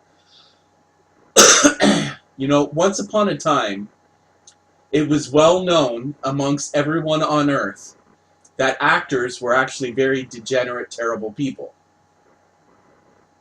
They were bad people. They were considered kind of like prostitutes or scumbags back in the day. These actors, and it's probably because they were, I guess you could kind of consider them like carnies. Because it's a low pay and they just keep flopping around from place to place. They live on the road, so you can't have a family, you can't be stable. Maybe there's prostitution and, whatever. And again, it's low pay. Again, it's face to face. You're in front of an audience every single time. It's not like making a movie and they just make copies of it and then show it all over the place. No, you're literally taking your play and you're moving from place to place to place to place to place. Like the carnival. And by the way, every time the carnival came to town, when my dad still had his shop, every other time, 50%, my dad's shop would get broken into. My dad's shop would be robbed. Every other time the carnival, and the carnival came twice a year. So my dad's shop would be broken into every year. To the point where, and tools and stuff, they would steal tools. Because they had to fix their own equipment, right? So why not just, find, and my dad's service station, he was an auto mechanic. He was closest one to this place where the carnival always set up shop. Couple blocks away, but still the closest one. And he would get broken into every single time, constantly. He tried all sorts of different things, alarm systems and even just taking the valuables home. Now, sometimes they wouldn't steal anything. They couldn't find anything because the alarm was going off or something. But anyways, it was always a problem. So don't fucking tell me about these traveling fucking entertainers, because I know firsthand about a traveling entertainer. So, Ma, again, I can't believe that it even made it, made it to the movie theaters. Like I said, an old, fat, black woman with a racial chip on her shoulder is cutting off the dick of an innocent white boy. I get it, it's horror. But I mean, just when you keep adding, Jason Blum is driven off a cliff. And I know he has. All of Hollywood has. They're destroying Star Wars. They've already destroyed everything. Jason Blum is destroying himself, and whatever. I just tell people about how crap of a person he is and how crappy he is and so on. Well, then there's a bunch of other Don't Let Go. I don't know what that is. Looks like probably a romantic. He got suckered into something different. But anyway, Black Christmas. Now here's one where everybody got behind. Everybody who saw this movie said, okay, Blumhouse, you've gone too far. This is fucking gross. Oh, by the way, before this, there was The Hunt. This movie up here is supposed to be down here somewhere, which is literally liberals or Democrats hunting Republicans. Democrats hunting Republicans. But you're going to tell me that Jason Blum doesn't have an agenda? Black Christmas, finally, it was clubbing you over the head. He took his far left club with all the spikes all over it and bashed you in the face with his politics. And you had to admit that, oh my goodness, you went too far that time. Even technically the actual Joe Schmo that considers himself a lefty, they think that they're a good person,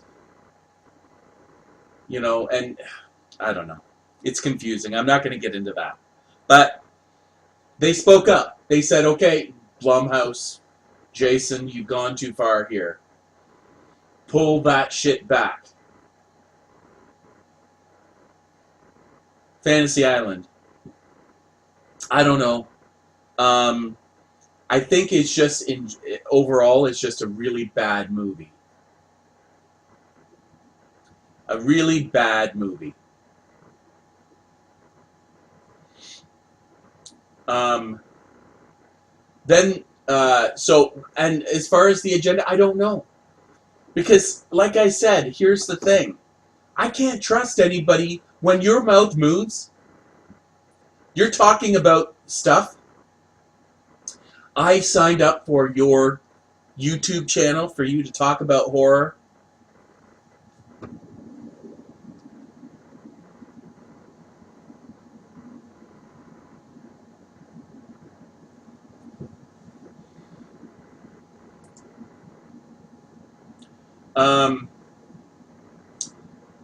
Yeah, I know. Okay, so let me address this guy. So Willis Credia talks negative about me all the time. Yeah, I don't. He's a far lefty. Of course, we don't get along. We don't agree. Yeah, whatever. I don't care. I don't. Okay. The truth is the truth, and I don't care. Now I'm just getting started here, and I've got a lot of big things planned. There's a lot of people that are on the right that are calling out this insanity. And, of course, the lefties aren't going to like it. Nobody likes it. Like, you know who I feel sorry for? The people that I feel sorry for are the right-wingers that are afraid to speak up.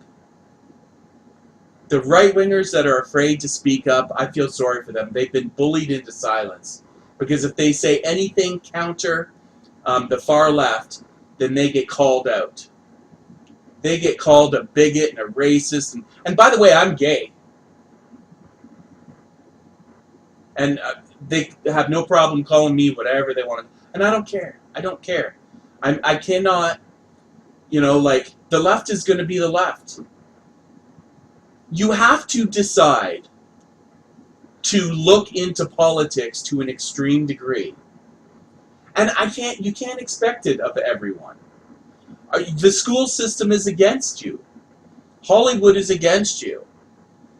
Your human resources department is against you. Everybody is against you. Telling the truth these days is so extraordinarily hard, it's unbelievable.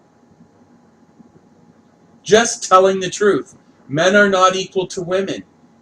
Gay is not equal to being straight. Children should not be sexualized. Whatever it happens to be. Saying normal things is hate speech. Saying that there's only two genders. I'm tired. We're all tired of it. There's too many people on the right that are just, the left is, it's kind of like Black Christmas.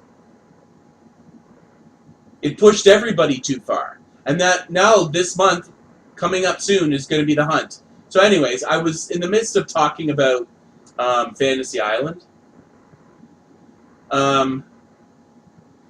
So Fantasy Island, just all around, everybody thought that it was a bad movie. I don't know if it is or not. I don't know. Well,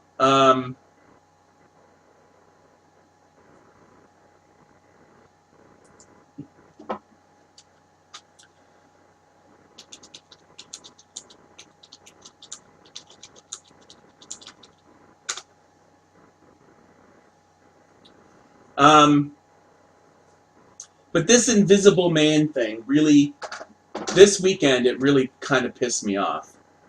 I realize how bad things have gotten.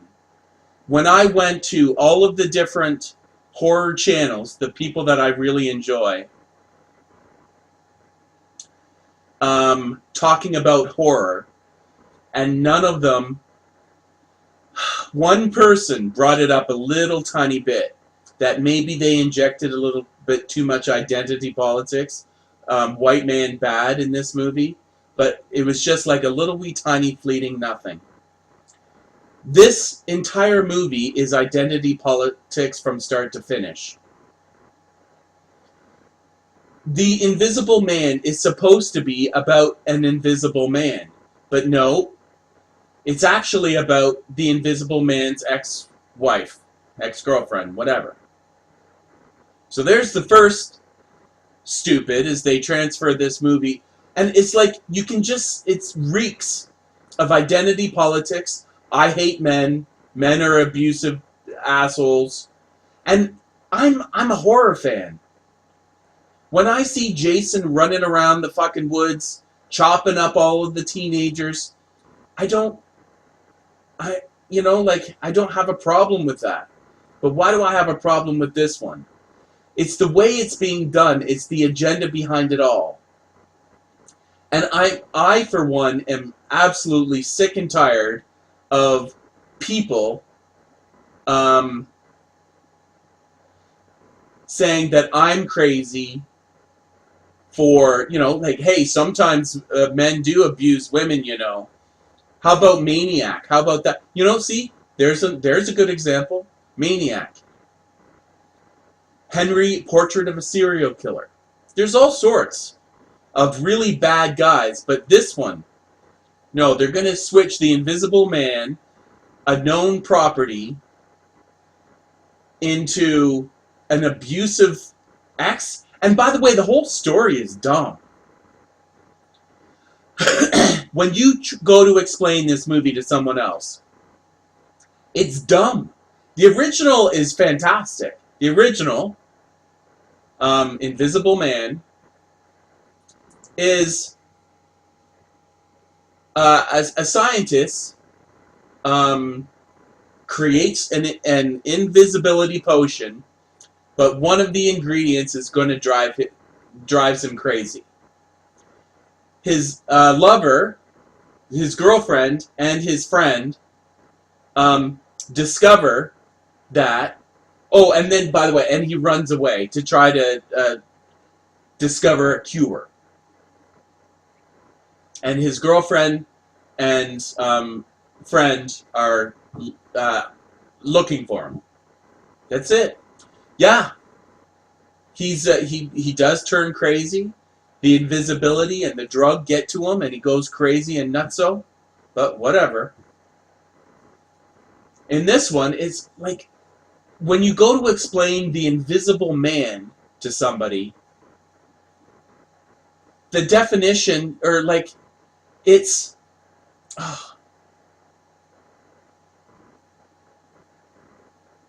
it's so stupid. Think about it. You want to torture your ex-wife, so what do? You turn yourself invisible. Well, actually, you don't. I guess it's a suit.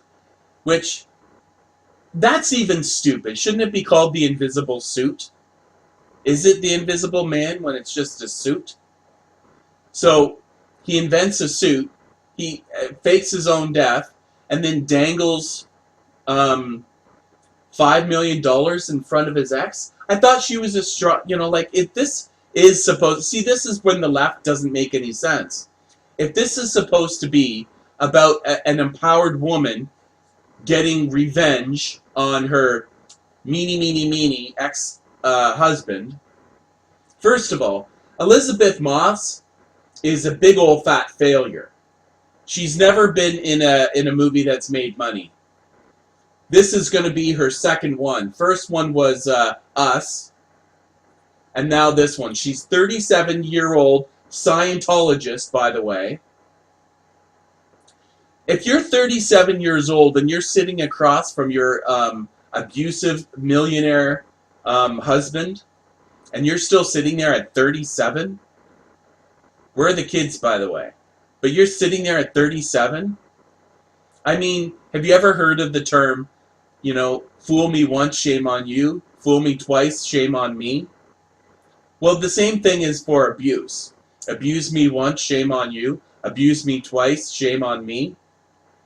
But she's 30, I'm sure she played a younger person in the movie. But she's 37 in real life. And she's still hanging out. She's still married to her ex-husband. This is craziness, folks. Absolute crazy. And then after she thinks that he's dead, she wants his money? Doesn't she know how to clean a toilet? She can't find a job? No, she's going to take the easy way out. This is the feminist message? This is feminism? So they don't even know how to... See, this is another thing, is they don't even know how to do their own ideology. And the reason they don't know how to do their own ideology properly is because they don't... because it doesn't make any sense.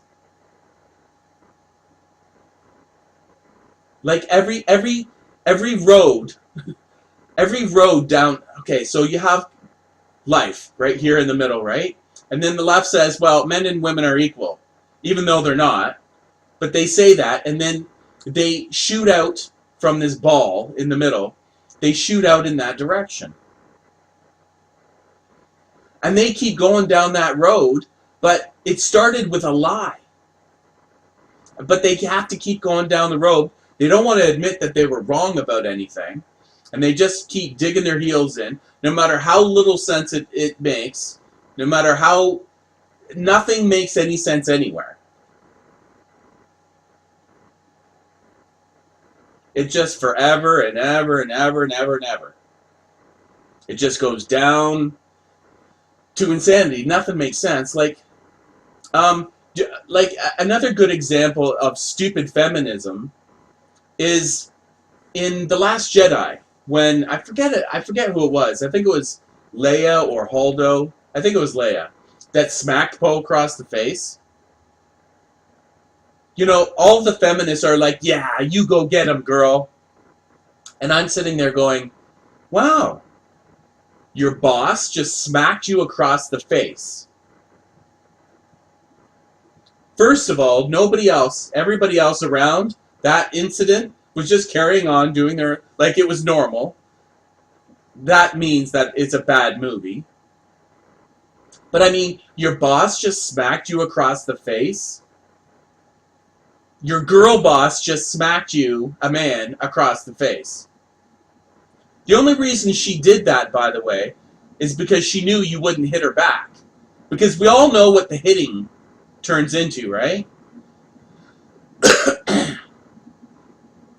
Like, men and women that coexist in the same spaces understand that there's a power imbalance, a big one. This is why we separate the sports and all of that kind of stuff. You separate them for good reason.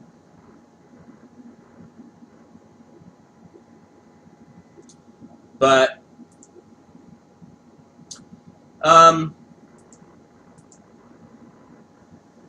yeah, it's crazy. The only reason she hit him is because she knew that he wouldn't hit her back. And that is every woman hitting a man. She's not expecting to get hit back. Or maybe she is, and she's just, maybe not expecting to be hit hard or something. I don't know.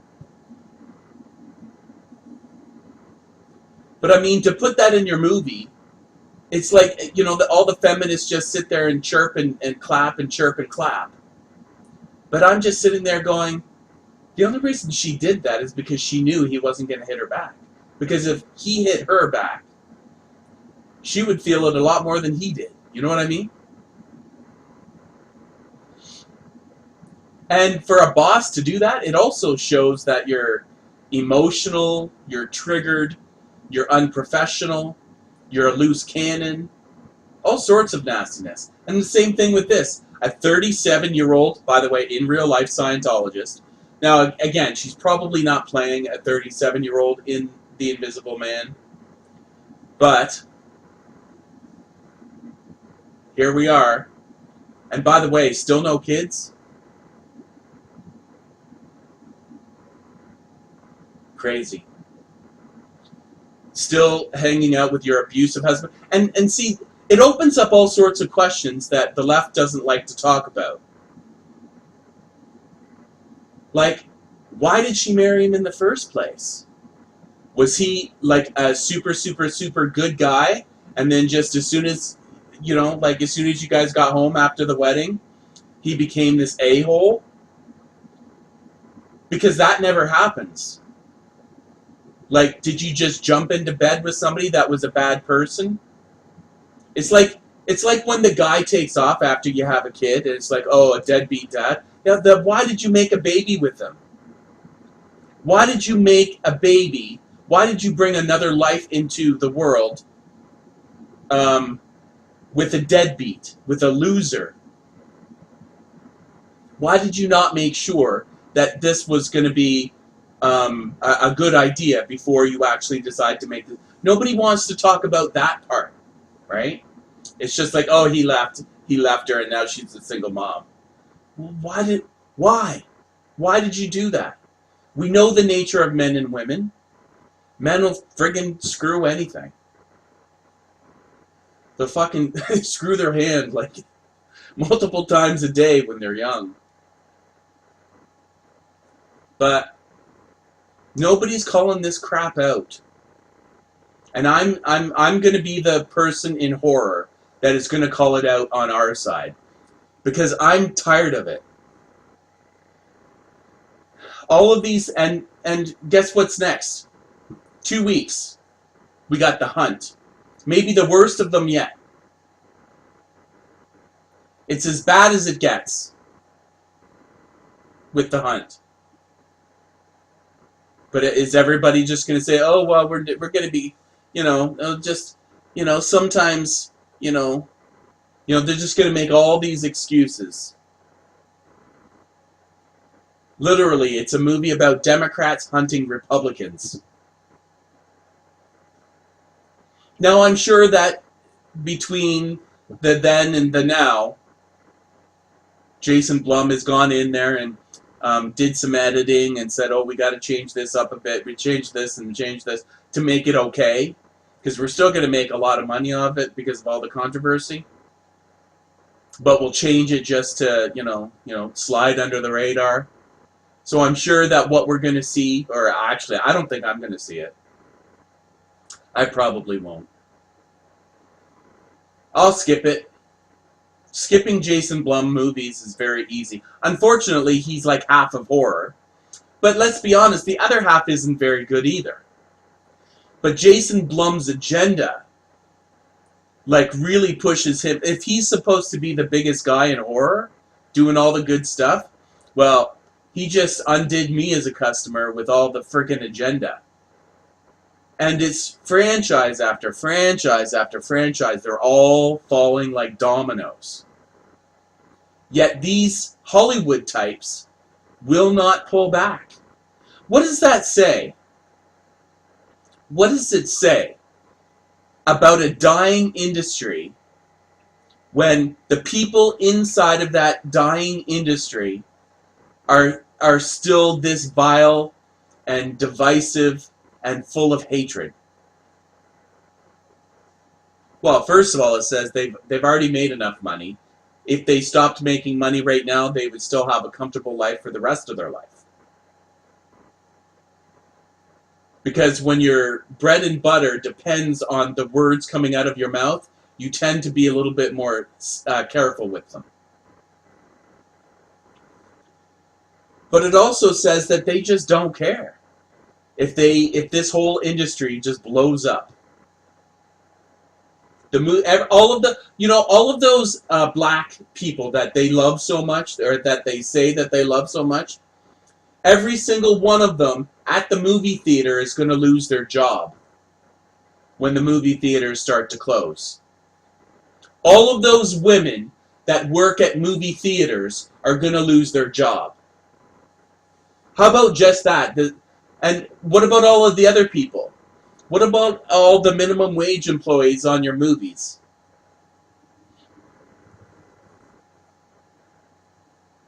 What about all the people that work in television? What about all those diverse people? No, your agenda comes before all that. Well, that's the same thing as always, right? It's just like Hollywood to trip over the homeless man on the way to the Oscars and berate the homeless person for making their dress all messy or their tuxedo. They got a hole in the knee in the tuxedo. They don't care about that. They care about talking a good game and nothing else. This is all agenda. It's just all gobbledygook.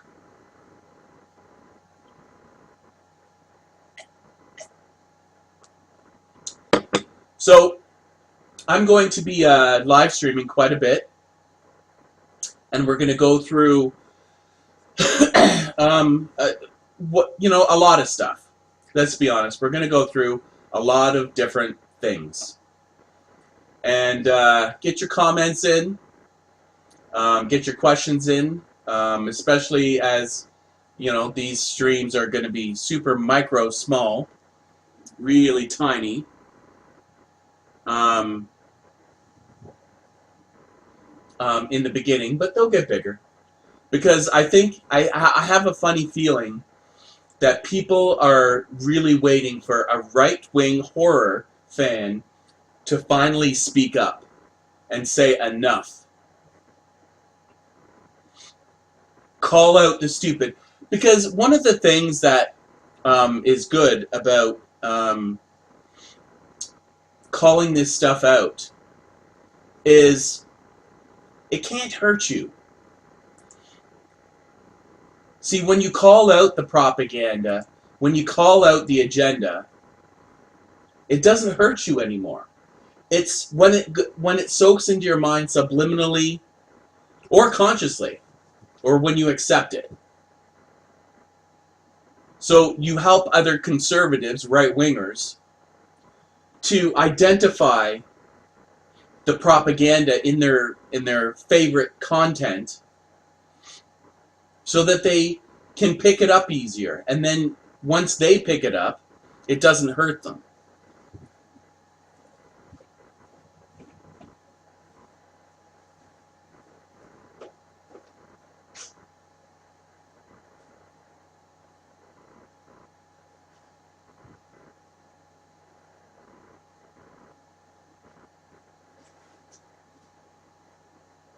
Hey, you got some tickets.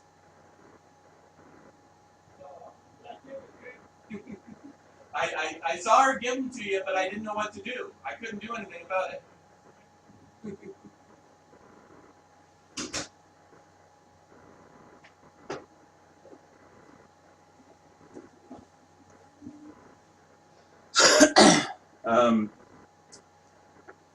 My neighbor just got home, and unfortunately got a ticket.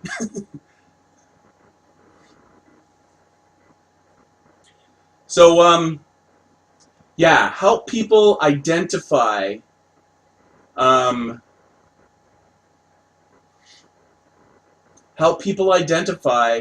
the propaganda being shoved into their content so that it can't hurt them. And it's really sad to me that people aren't picking up on the Invisible Man content. It just goes to show you that we got a lot of work to do. If you don't see the propaganda in the Invisible Man, or if you don't think it's a if you see it and don't mind it, well, you're a lefty, and all I can say is learn about politics. But if you don't see it, then that's what we're here for. That's what I'm going to be here for. Help you point it out, and let's have some fun. Let's see these things. Let's talk about these things, and yeah, just to have some fun.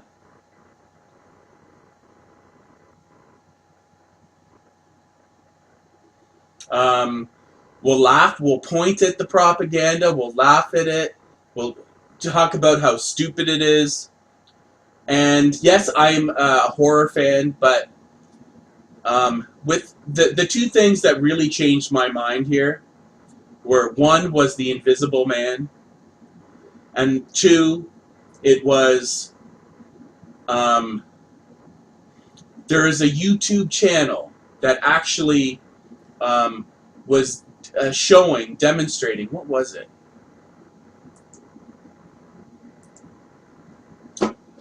The difference between old Star Trek and new Star Trek. Now, I'm not a Star Trek fan. I don't really like Star Trek. But I could absolutely appreciate how incredibly terrible Major Grin, okay? Major Grin. Here is the... I think the reason that the franchise has been so successful. I don't want to play anything copyright. I just don't want to do it. I've got a mouth on me, and I need to kind of watch my P's and Q's. But anyway, Major Grin. By the way, I learned about this from Dave Cullen from Computing Forever. And he, in his video today, talked about this channel. And he put side by side the philosophies of old Star Trek versus new Star Trek. And it's shocking. It's absolutely shocking how bad Star Trek has become. Unbelievable. Absolutely stunningly disgusting. And although I'm not a big Star Trek fan, not at all. I've seen the movies, and a couple of episodes of the TV shows, and that's it. And I'm an old guy. So, I've never... but when you put those two things together, oh, it's a sad, terrible, terrible thing. It is incredibly, incredibly sad to see what they've done to Star Trek. And if you were a big fan, then it would really piss you off.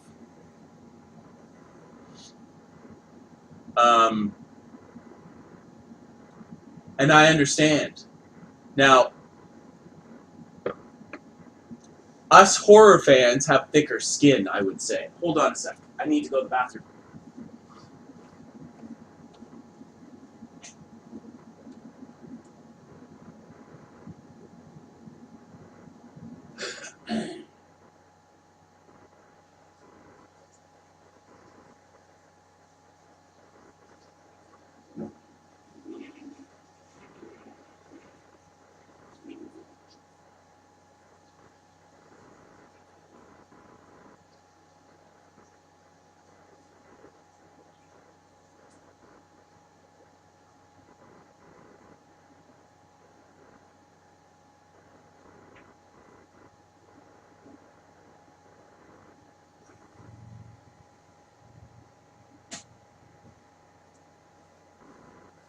So, as I was saying, us horror fans have pretty thick skin.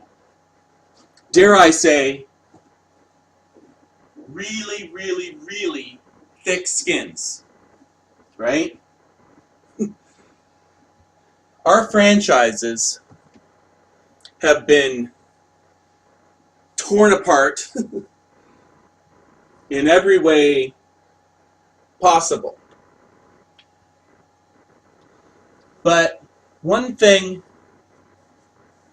that has never happened, at least to my knowledge, is the movie itself went out of its way to hate any of its fans.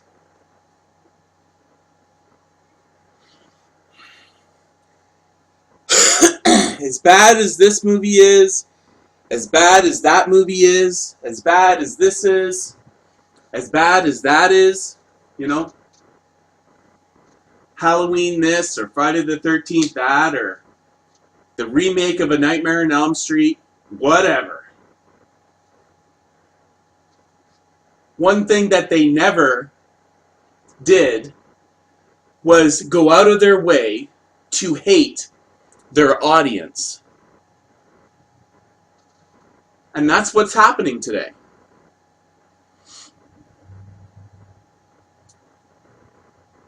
And like I said, if you're a leftist, then there's a good chance that you're not seeing any of this. You're not seeing it. Because you agree with the politics. It's like, who was it? The girl from Will and Grace. In her overzealousness of, you know, just everything. When they talk about Trump and Trump support, you know, when you insult somebody like that, you're insulting everybody that likes him. And it's one thing to sort of disagree or have a thought, have an idea, but the extent to which they go is so gross and disgusting. Like, I have no problems calling leftists stupid or evil, or both. The overwhelming, like 99% of them are just stupid, and there's good reason for it. So I have empathy. It's just like I'm stupid about brain surgery. Of course I am. I've never done it. I know nothing about it. I'm dumb. But when you get time to politics, you have to think. You have to break.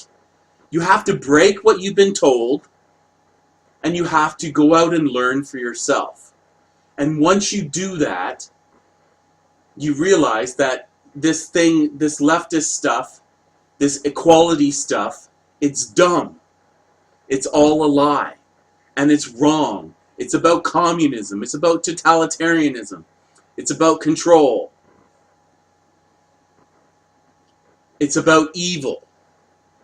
But, you know, you have to actually do the work, get out there, and learn it for yourself. And most people don't. They just watch CNN and go, well, that must be correct. Oh, my favorite celebrity said that Trump was a Nazi, so I guess Trump is a Nazi. You know, very sort of shallow, superficial, doesn't make much sense.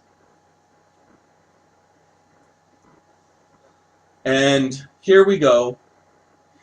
We have The Invisible Man, and a couple weeks later, we got The Hunt. Unbelievable. And somebody's got to start calling this crap out. And that's going to be me. Now, sometimes we're going to have fun, too. We're going to do all sorts of different things. And one of them is going to be just having some fun.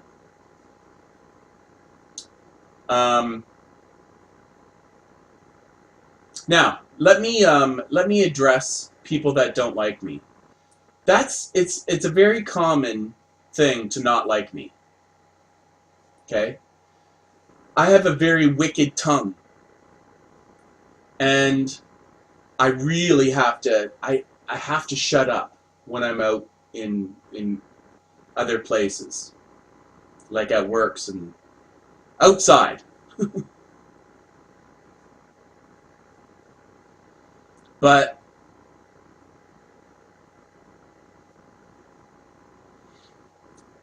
I'm in my own home, and I should be able to say whatever the hell I want to say. And I shouldn't be afraid of some lefty commie people not liking me because of the stuff that I say. And you know something? If I've learned one thing about people not like, you know, about having a loud mouth like I do, is there's a lot of people that really appreciate it.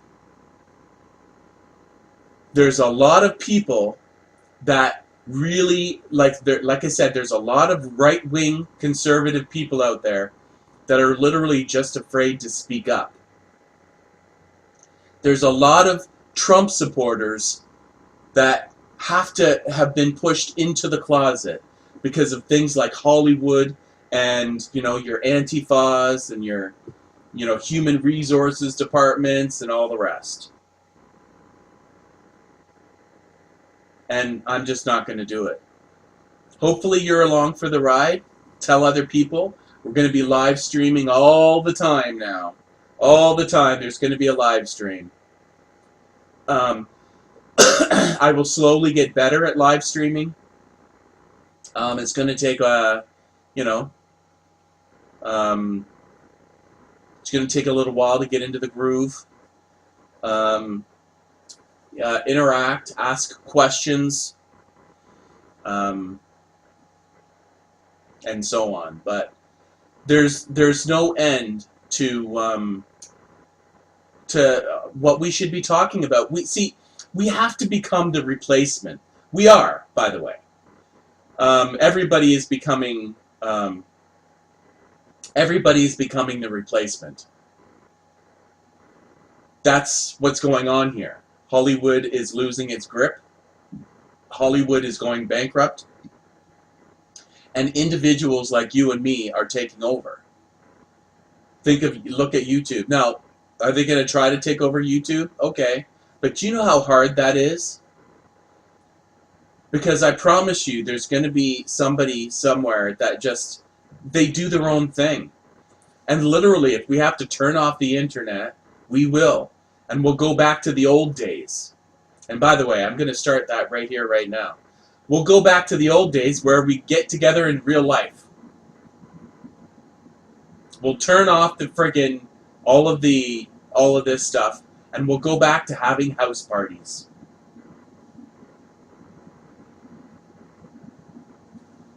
So, as I've said, stories are as old as anything, right?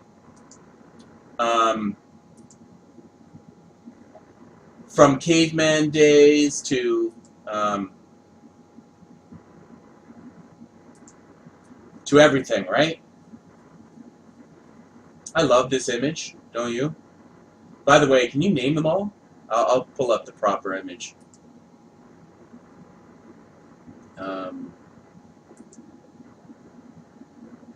There.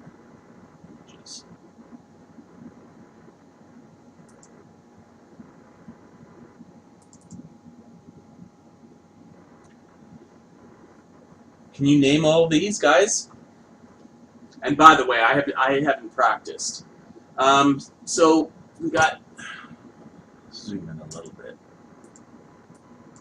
My mouse needs some work quite a bit.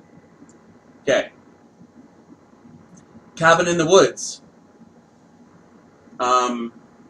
Candyman. Silent Hill. Texas Chainsaw Massacre. Scream. It's just a werewolf, but if I were to guess, Silver Bullet, because different werewolves look kind of differently. Pumpkinhead, that guy. Toxic Avenger?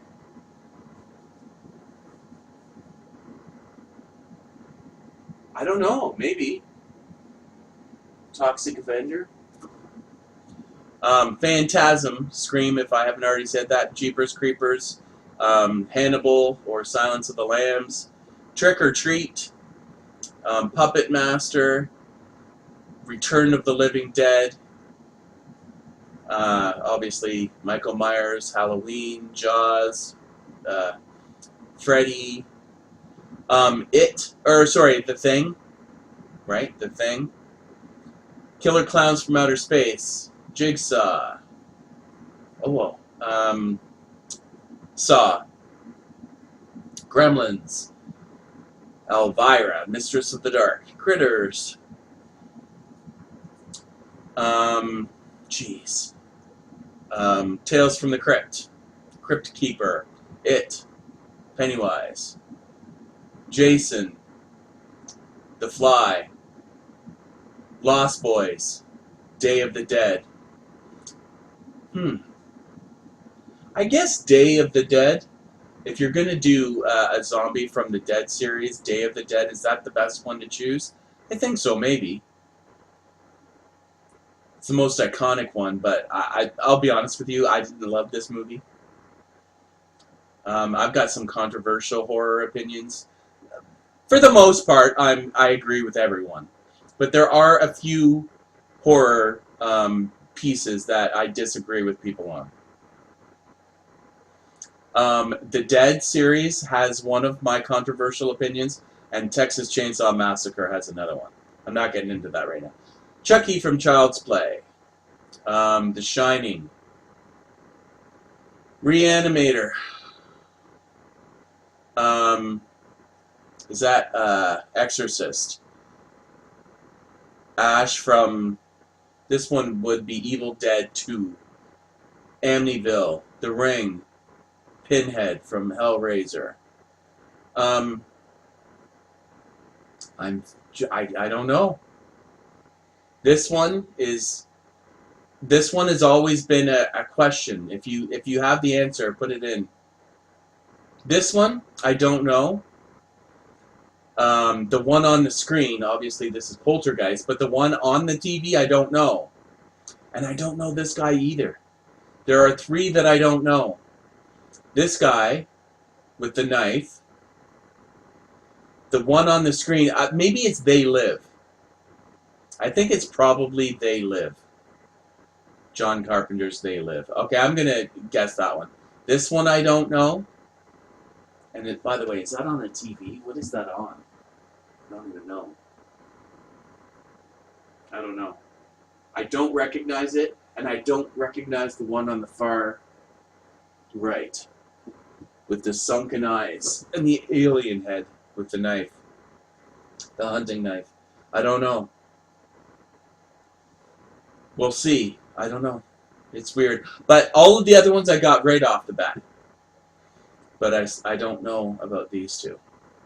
So there's two here that I don't know. The rest I know. Now, how much do I know about each of these? There's probably... Okay, in horror fandom, of the extreme horror fans, I'm at the bottom. So there are people that know every little tiny bit about everything, and that's not me. So, yeah, that's not... you're not going to get that out of me. Super mega expertise. I'm also somebody that can't see horror movies too many times. Like, even my most favorite horror movies, I can only deal with seeing a couple of times, and then I'm finished with them. I just can't.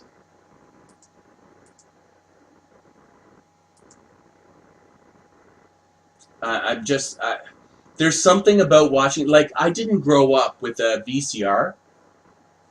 I didn't have a VCR. My parents got one later on after I moved out. But when I was a kid, there was no like, my aunt and uncle had, like, different, they were in my life, but at other people's houses. And,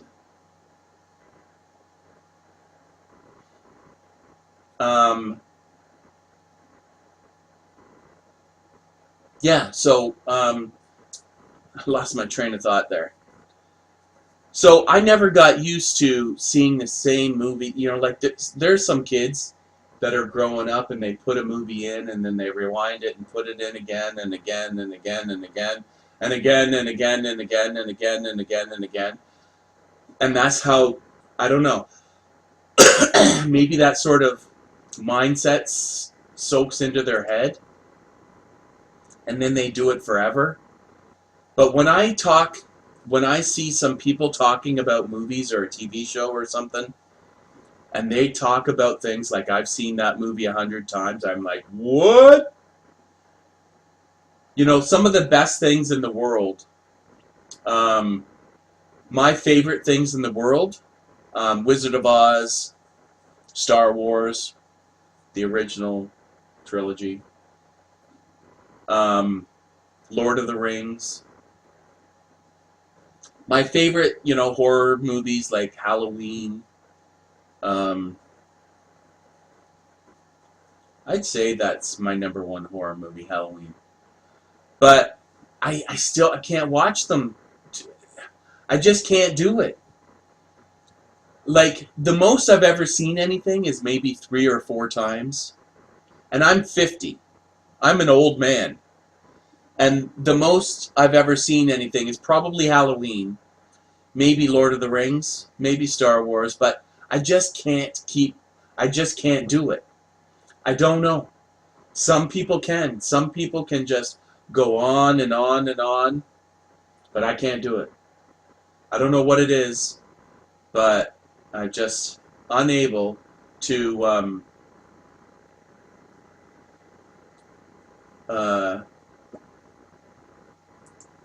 go down that road of seeing the same thing over and over and over again. I don't know how people do it. I really don't. But as Hollywood... Now, why is Hollywood failing? Well, I think there's lots of reasons. There are lots of reasons why Hollywood is failing. The fact that they have Trump derangement syndrome and they're going crazy, crazy, super mega wild. By the way, money fixes everything. It really does. Not everything, should I say, but I mean, money will fix this. Starting this month in March, the difference between last year and this year is going to become so big, so big, so big, so big, so wide, that they're going to have to address it. And I think as the news hits the news, everything, the comic book industry might close. The video game, the GameStop is going to close. The movie theater industry is going to be hit so hard that they're going to start to close. I think the traditional broadcast television, your cable TV, is going to close. Your DVD shops and your movies, your DVD and Blu-rays, are going to close. And everything is retreating, is going backwards. It's not really backwards. They'll see it as backwards, but it's not. It's forward for humanity, backwards for Hollywood. As they all retreat to the internet for their last stand, it's like they're all going to have a website, and they're all going to hope that people pay $10 a month to see it, see the contents of that website. It's really what Hollywood will be reduced to. But the insane level of contempt that they have for this stuff.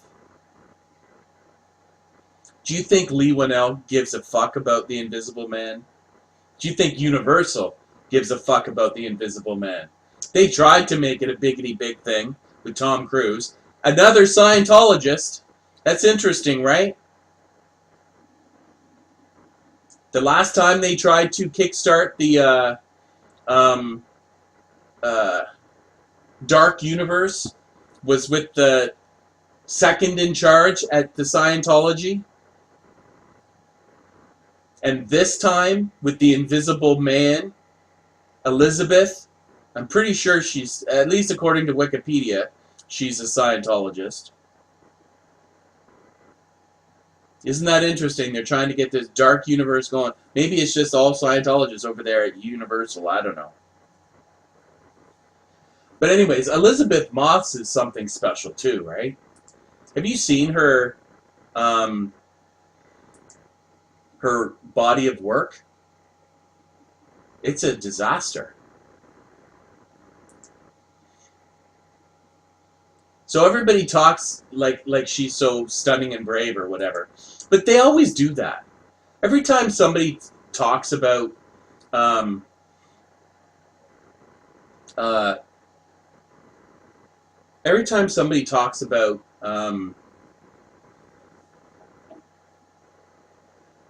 actor, they're always like kind of blowing smoke up their ass. It's just part of the industry. You know, next time you go get a burger, you get a Big Mac, right? What you're gonna ask for is the credits. All of the people involved in making your hamburger. All the names of all the people involved in making your Big Mac. That's the conceited part of Hollywood. It's one thing to sort of, I guess they sort of maybe think it's kind of like an artist who just got finished making a painting and then they sign. But there's only one signature on that, right? The person who made the paint, the person who made the paintbrush, the person who made the canvas, the person who chopped down the tree. None of those people get to sign the painting. It was the one person. I don't know who that person is. The director? I think that's a pretty safe person. Maybe the writer? And honestly, that's a big thing too. I think the writer is more important than the director. Because if they don't got a good story, but it could be a good story but poorly executed. But I mean, if it's a good script and you're just a competent, manager, you should be able to put that together. Just hire the right people, right? But the stories of these movies, just let's go over The Invisible Man again. It's so dumb. Could you imagine being that abusive man, right? That abusive husband who, instead of using their invisibility suit, which, by the way, that's an invisibility suit. This movie is so dumb. So, instead of using the invisibility suit to, I don't know, anything else, he's actually going to fake his own death. Why would he do that? He's really invested in ruining her life. Why? If you're invisible standing right next to her, why not just slit her throat? Because you actually want to see the torture? Okay, why not chain her up into your basement? Well, because then the movie can't happen. It's just so dumb. Let's take a look at Saw. A guy who wants to teach others to value life with near-death experiences. There's something that makes sense about that. You see all these people who have near-death experiences, who, learn to love life again. There's something honest about that premise. Yes, it's done in Saw movie. I'm just talking about Leigh Whannell, right? The director of Invisible Man. But there's something honest about that premise, that concept, that idea. There's nothing honest about The Invisible Man. Who wrote it?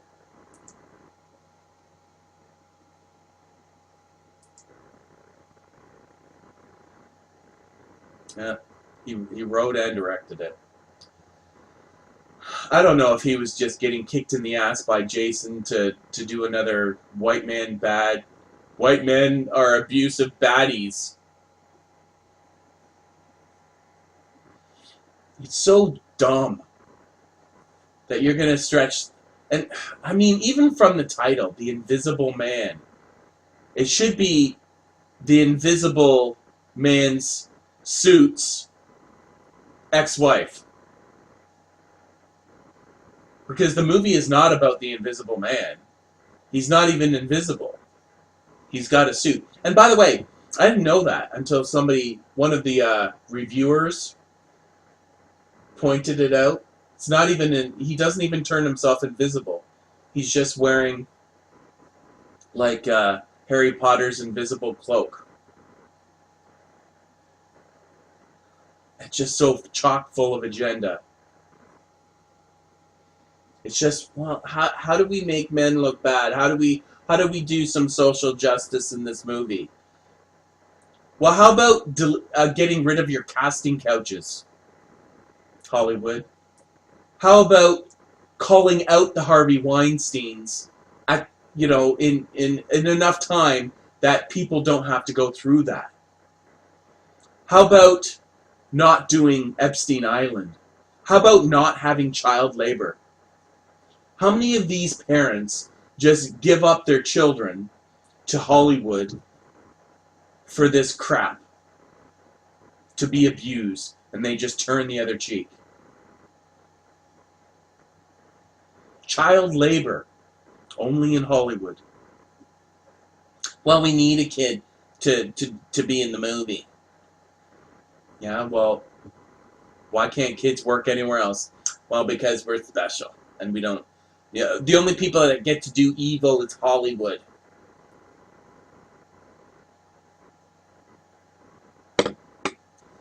So, I don't know.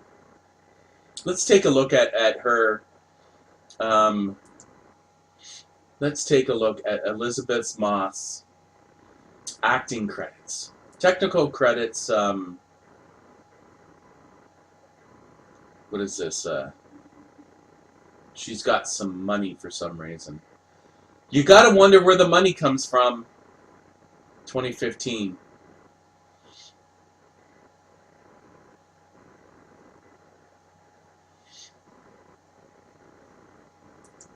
Because once you see this, you're going to be freaking out. So,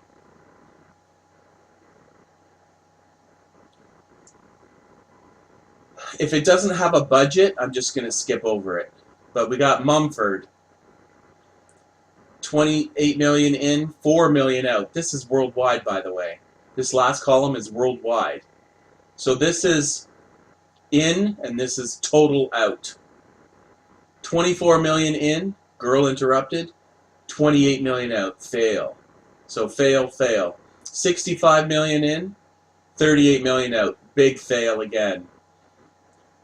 Did you hear about the whatever? 58 million in, 80 million out, fail. Get Him to the Greek, 40 million in, 92 out, fail. And by the way, a failure, you have to triple this. The simplest way to go through everything in Hollywood is to just triple this. And by the way, even if we're dealing with these numbers on random websites, it's probably all lies. I bet you there is so very little that can actually be gleaned from these numbers. Yes, I do think Hollywood is the money laundering industry for all of that overseas drug money. Now, you can say I'm wearing a tinfoil hat, whatever. Anyway, that's fine. Don't care.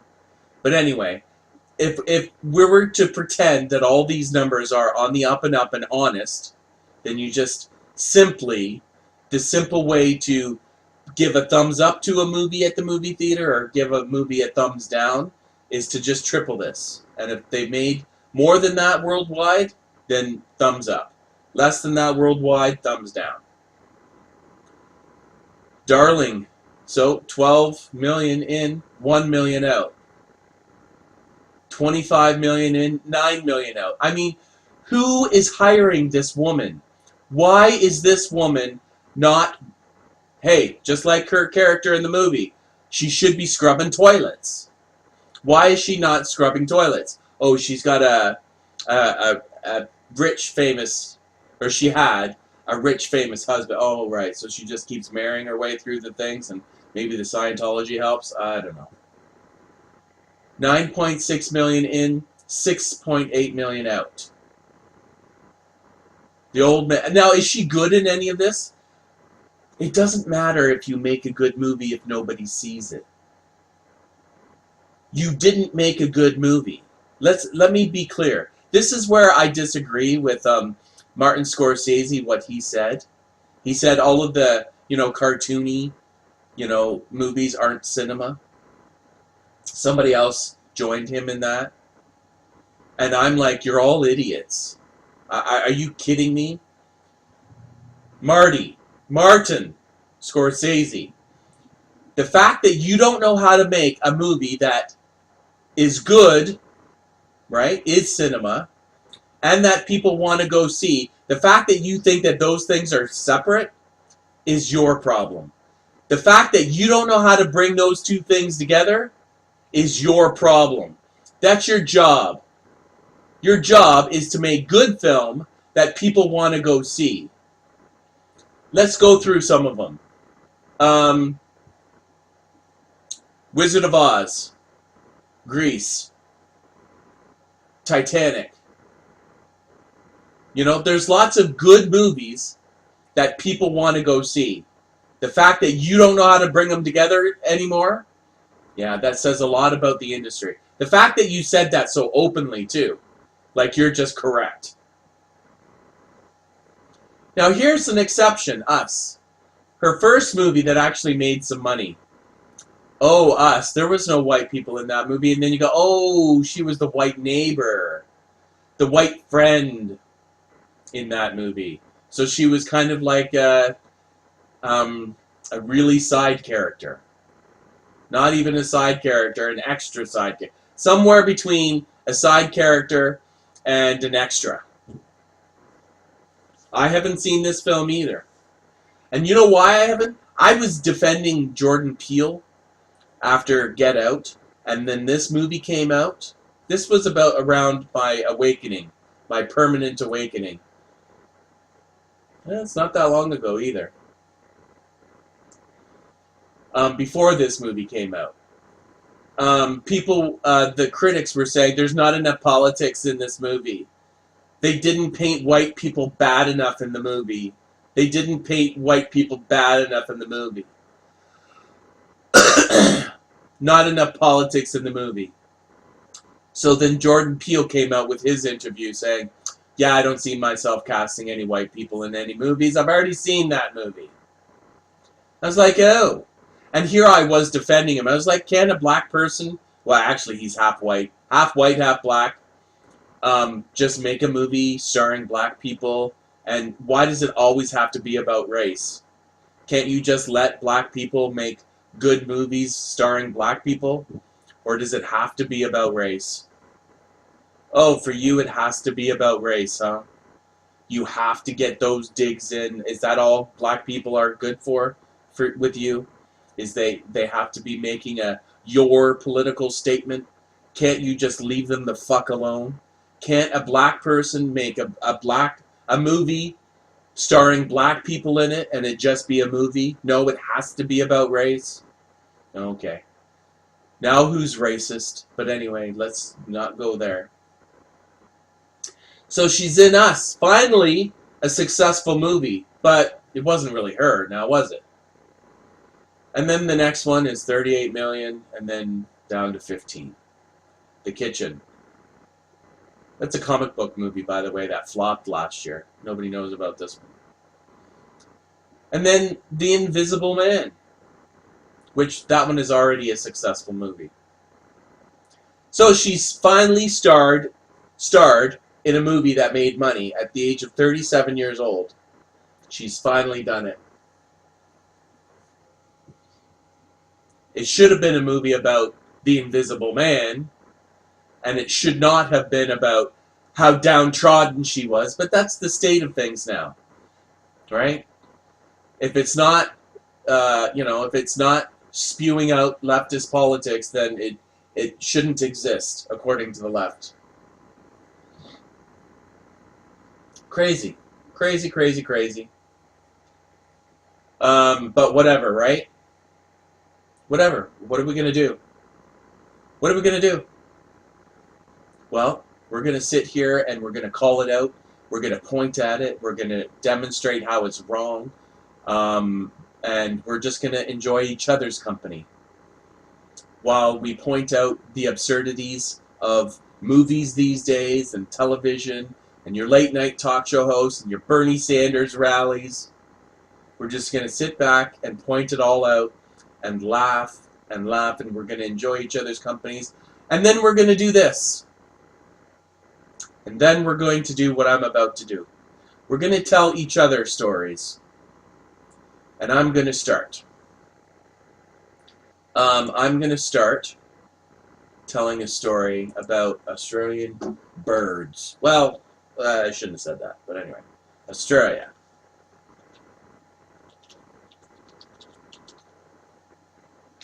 Now, I don't know the actual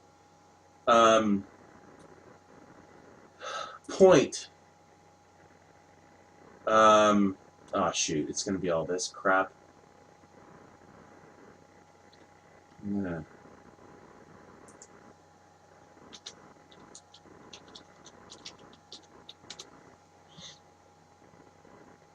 It's not really the Outback. I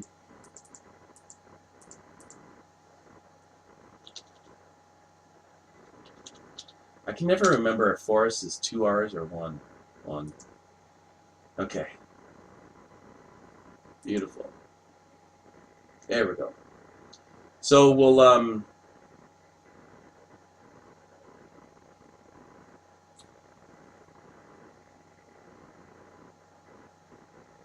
trying to find what this kind of. That's not bad. Okay. So my grandfather was an alcoholic.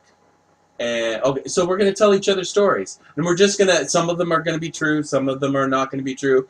We don't need Hollywood to, we don't need the monopoly called Hollywood to tell each other stories. We can start right now. We can start right this very second. You want to make one up?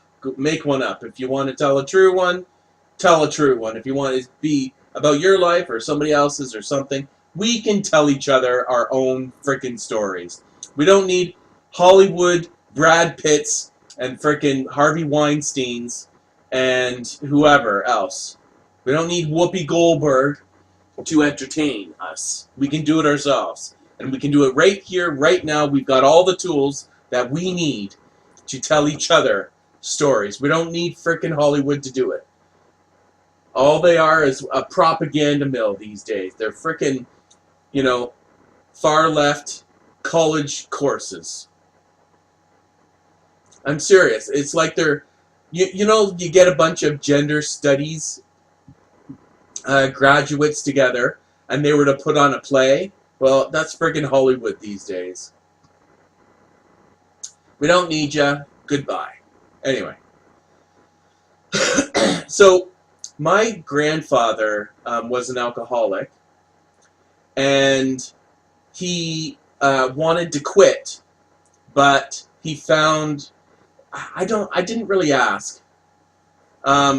He moved halfway around the world, away from Canada. I live in Canada.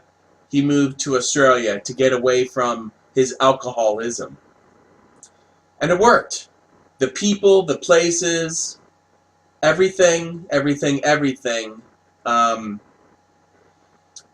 He changed it all, and it worked.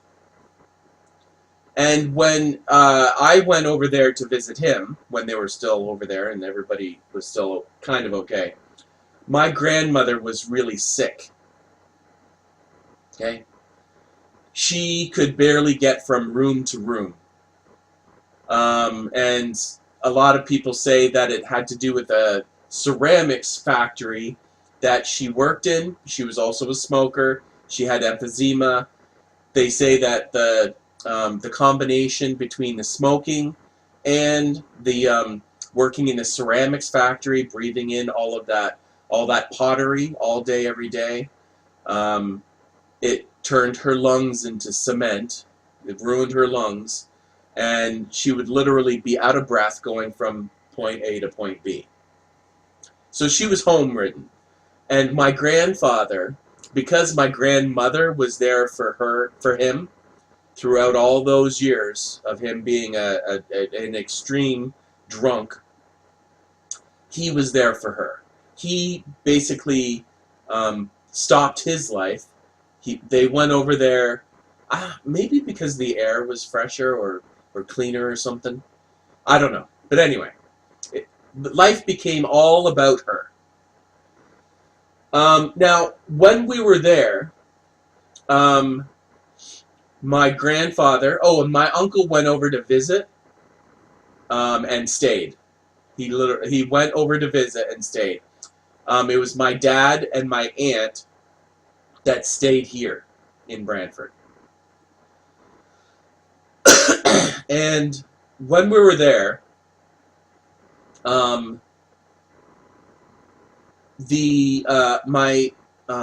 decided to go on a hike. There was a big hiking trail nearby, so we drove for an hour or two or something like that, and we parked at this area, and it's a proper built-up area, buildings and everything, on this sort of like mountain, and we went on a hike. And at a certain point in the hike, there was a fork in the road, and it said this way for 2 kilometers and this way for 10 kilometers. And it was my grandfather, my uncle, my dad, me, and my sister. My mother stayed with the grandma at home. So, and my aunt stayed with my grandmother. The 3, older ladies stayed at home. And the young, my sister, who was just a couple years older than me, and myself, I was maybe 11, maybe 12 years old. We went on this hike, and they basically, nobody knew how to, whether it's going to be 2 kilometers or 10. So they asked me. I was the youngest, and I said 10. I was having fun. I was enjoying seeing the forest. Like, once you visit a country, I think taking a walk through nature is one of the best ways to experience the place. And it is. It's fantastic. It's just, people don't hike enough even in their own country. You can still see all sorts of beauty and animals and all sorts of great stuff. Anyway, so it was a 10-kilometer walk, a hike. And it wasn't difficult, but it wasn't easy either. It wasn't just like a super paved path. There was a little bit of ups and downs, but not anything too extreme. And we got to so near the end, and it was beautiful. It was absolutely beautiful, but it was a long walk, a really, really long walk. So I was getting kind of tired, and I was just kind of out in front of everyone else. I just was out in front. I don't know why, but I was kind of walking fast. I was kind of getting tired of it, and I just wanted it to end. So I kept walking, and I was in front. I was pretty far in front. But then I saw it. I saw an opening in the forest. It was almost like a cave opening. And I saw grass. But I saw like manicured grass in front of this hole. And it was an opening. There was no shade. It was a great big wide opening. And I was like, oh my God, that's the end. And I was really happy that this was the end. So I started walking even faster. And I get out to the clearing, and then I see the parking lot, and I see the buildings, and I see everything. And I'm like, yeah, finally. But it's a big, long, grassy area. It's a really big, grassy area. Football field, really big, grassy area. And so I'm walking across this grassy area. And it's just manicured, nice and level, just like a football field. Except no lines. No paint. And I see in front of me the weirdest thing I've ever seen. And it was a tree, right? And it had the weirdest flowers on it I've ever seen ever. It was a completely dead tree. Like, there was no leaves on it. But it had flowers everywhere.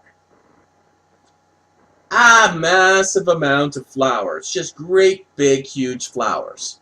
And I was like, but I'm really far away from it. And I'm like, that's so weird. But that's the direction I'm going, right? I'm literally walking directly towards this tree.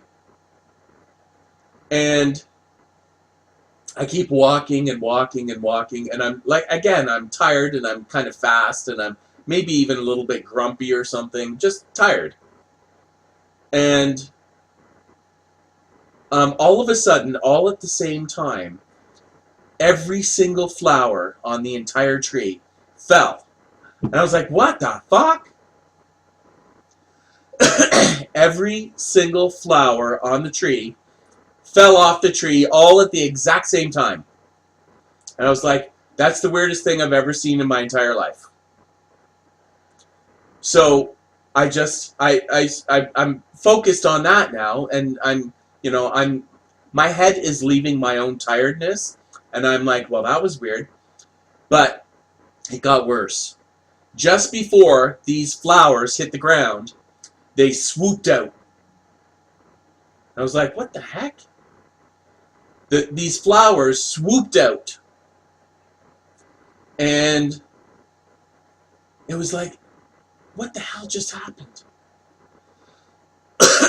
But they swooped out towards me.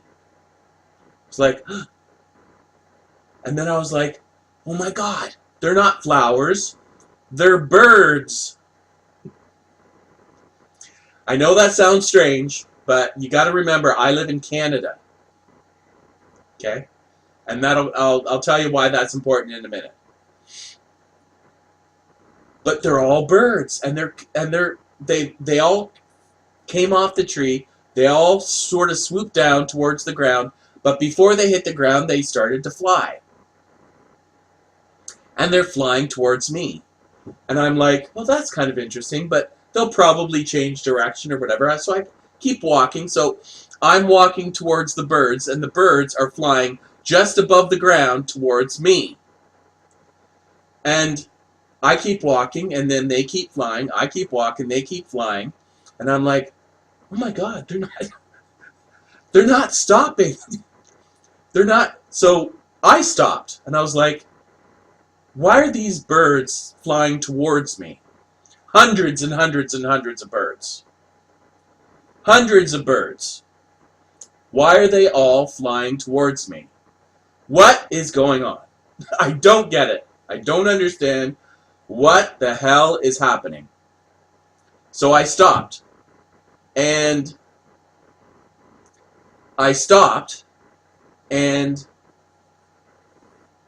the birds started getting really close to me. They just would not stop. Like, they were literally darting at me. And I was like, oh, fuck. So I shit a brick, and I turned around, and I started running. And I'm screaming, and I'm yelling, and I'm screaming, and I'm yelling, and bah!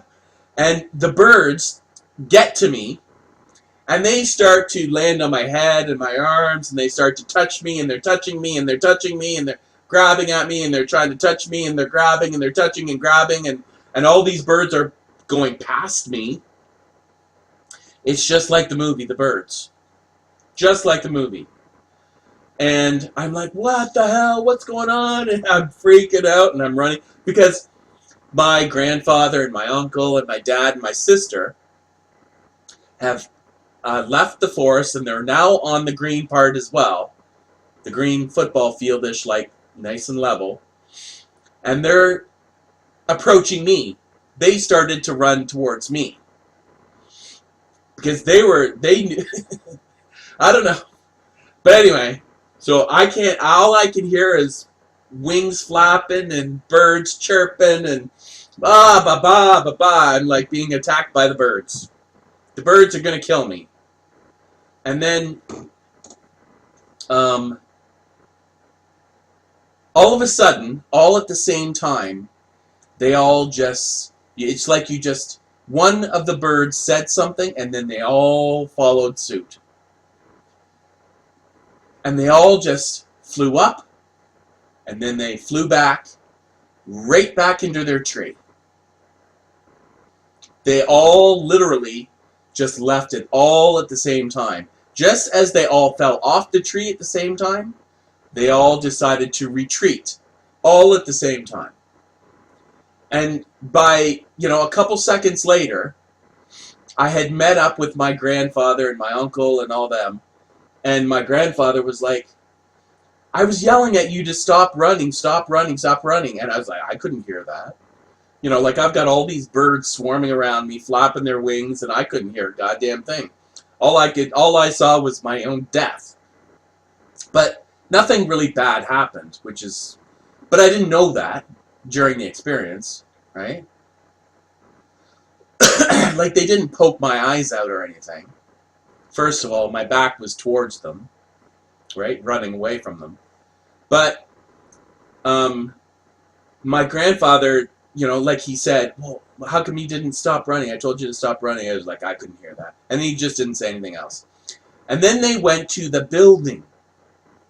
My grandfather went to the building and bought some bird seed. And then everybody got a bag of bird food. And then we understood what this was all about. These birds have, I don't know how they got all the leaves off the tree, but anyway, these birds, this is like one big bird feeder. It literally is. Like a birdhouse in your backyard, how you feed the birds? Well, this is an entire tree full, and it's a massive tree. 1,000 birds, maybe more, I don't know. But anyway, so what you do is you just put you empty some of the bird feed in your hand, and you hold your arms straight out, and then whenever the birds feel like it, one will signal, go, and then they all fall off the tree, and they all swoop down towards you, and then they all, if you're just calm, not like I was, they will land all over your body. They will land all on your arms. Your arms. Bird, bird, bird, bird, bird. Your left arm has got 5 birds on it. Your right arm has got 7 birds on it. Your shoulders each have, a bird on it. Your head has 3 birds on it. Right? So you're covered in birds. And their claws are pretty sharp. So after the first time, you learn to, put some clothing over top of your arms, and my dad is bald, so he covered his head with his shirt the second time around, but the first time he got some good scratches on his head, on his bald head. Anyway, and they just eat. They literally they swoop down out of their perch, their tree, and they come down to get some food. And that's, they figured all this out. I don't know how they figured it out. But anyways, that's kind of like the end of your hike walk, is this surprise of a great big tree of birds that you can feed if you wanted to. But they're going to be coming to looking for food no matter what. But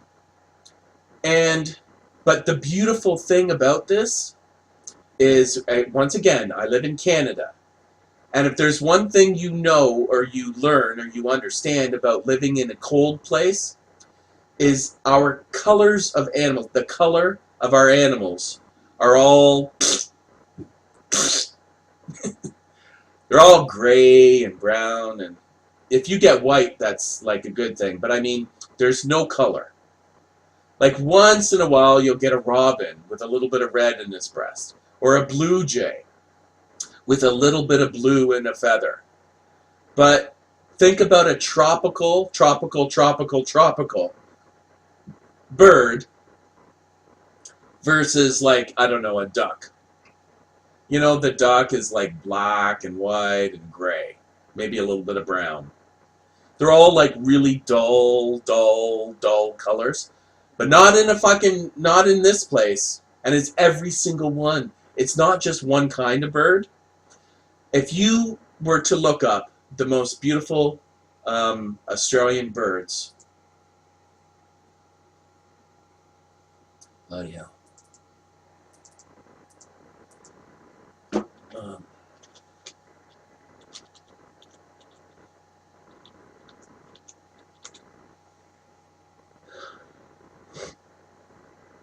That is an example of one of them, but I mean there are many. Just think that the cockatoos, I had those land on me. I had every type of, that is a cockatoo, I think. Every type of tropical, like beautiful, bright, all the colors, every single color, every color, all over the place. Color. There was maybe a couple of dull ones in there, but our brown and gray, like that's about as colorful as you get in Canada. Like you don't get nothing in Canada as far as colorful. No color. See, that's the one thing that the tropic, the warmer climates have that we don't, is color. We're all of our animals are brown, gray, black. Maybe a little bit of white. Your polar bear, that's about it. But in Australia, the colors are just all over the place, and the shapes and the sizes and the differences. Actually, this first one is most like it.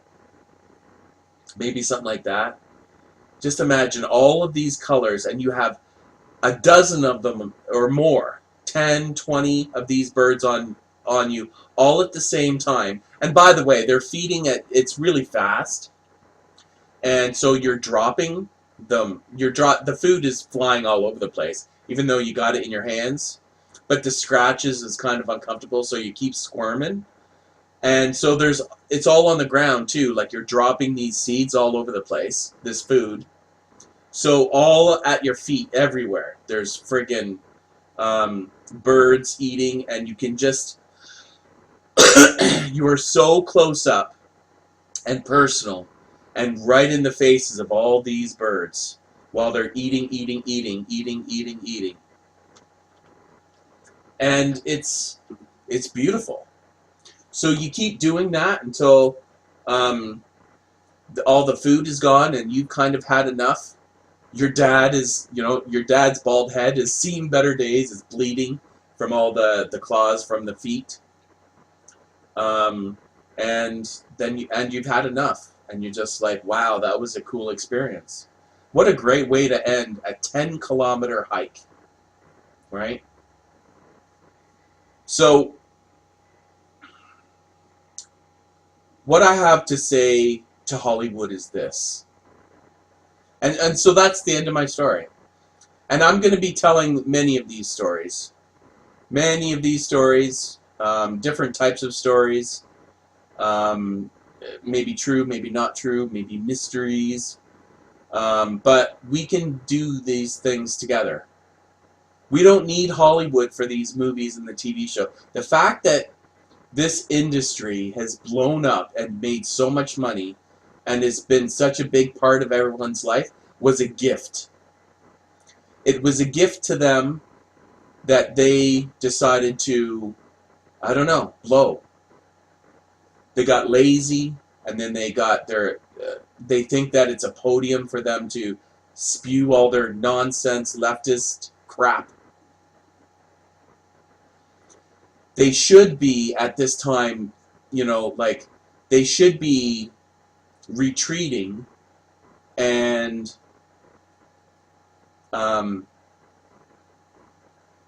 really trying to gain. Because as this industry is floundering, you don't want to be that asshole at the end as the business is sinking, calling everybody an asshole, calling everybody a Nazi and a white supremacist and all this nonsense that they keep doing. An evil husband that beats up on their wife. Evil male rapists, misogynists, and all the homophobes and the everything phobes, transphobes, and they're phobic all over the place. Because unless you've spent your money wisely. You know, as this whole thing shrinks, just understand that it all shrinks. I mean, broadcast television, like, and it's only the beginning. 20th Century Fox said goodnight. They said, we're done. We see the writing on the wall, and it's over. The whole, and instead of getting better, because it's still possible. They could make an amazing, it's possible that they could make an amazing movie that everybody wants to go see, and they could do it all the time. They could. But they won't. They won't. It's not in them to see the error of their ways and change course.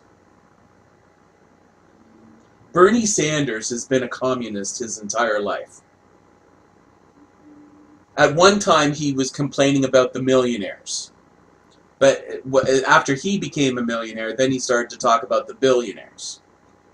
It's always the same with these people. It's just evil to the core. And when you're that evil, you think Bernie Sanders is going to apologize for bringing communism to America? Preaching communism his entire life? You think he's going to wake up and go, oh shit, yeah, maybe that wasn't such a good idea? He's not going to fix himself. He's going to double down, just like all these Hollywood people are.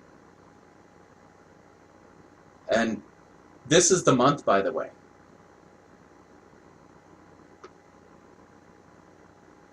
Hollywood has been in decline every single year. But the Trump derangement syndrome, this way of doing business, this way Hollywood has been doing business, has only been turned up to 11 for a short period of time. This is the year, folks. This is the year that Hollywood begins to crumble, and everybody knows it. Like, there's been a lot of signs.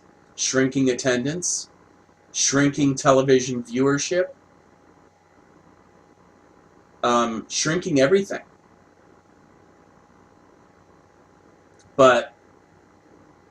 And they're just going to double down on their politics and their hatred and their I hate white people and I hate men and I hate straight people and all this gobbledygook. This is their last year of even being able to fake it. It's going to fail. And they're going to blame us. All those, it's just like every movie that doesn't do well. What, you didn't go see Birds of Prey? Well, that's because you're a misogynist. It's because you hate strong women. And so on, and so on, and so on, and so on. But they're really, like, the Titanic has already hit the iceberg. And there are some of the people are handing. Remember in the movie where they started to hand out the life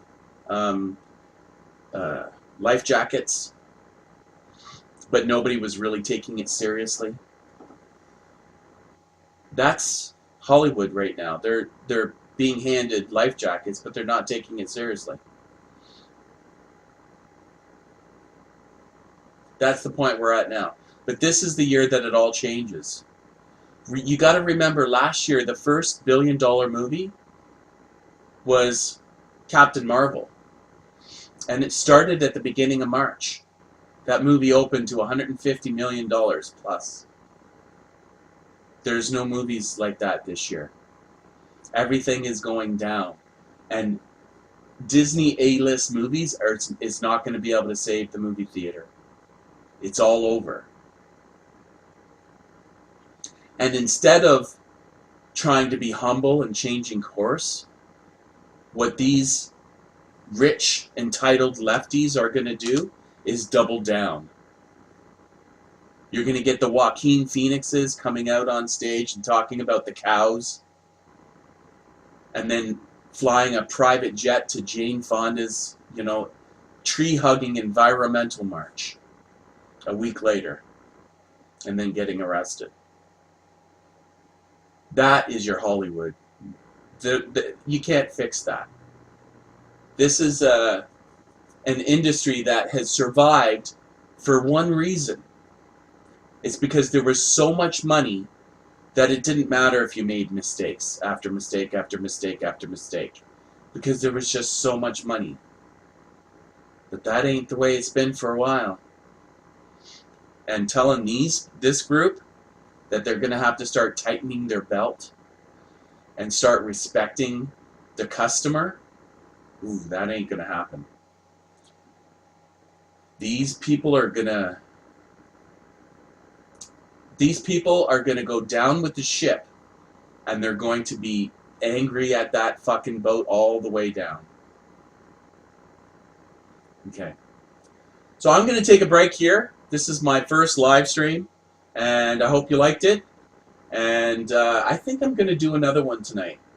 So come back and check that one out. Okay? We'll talk to you later. Bye now.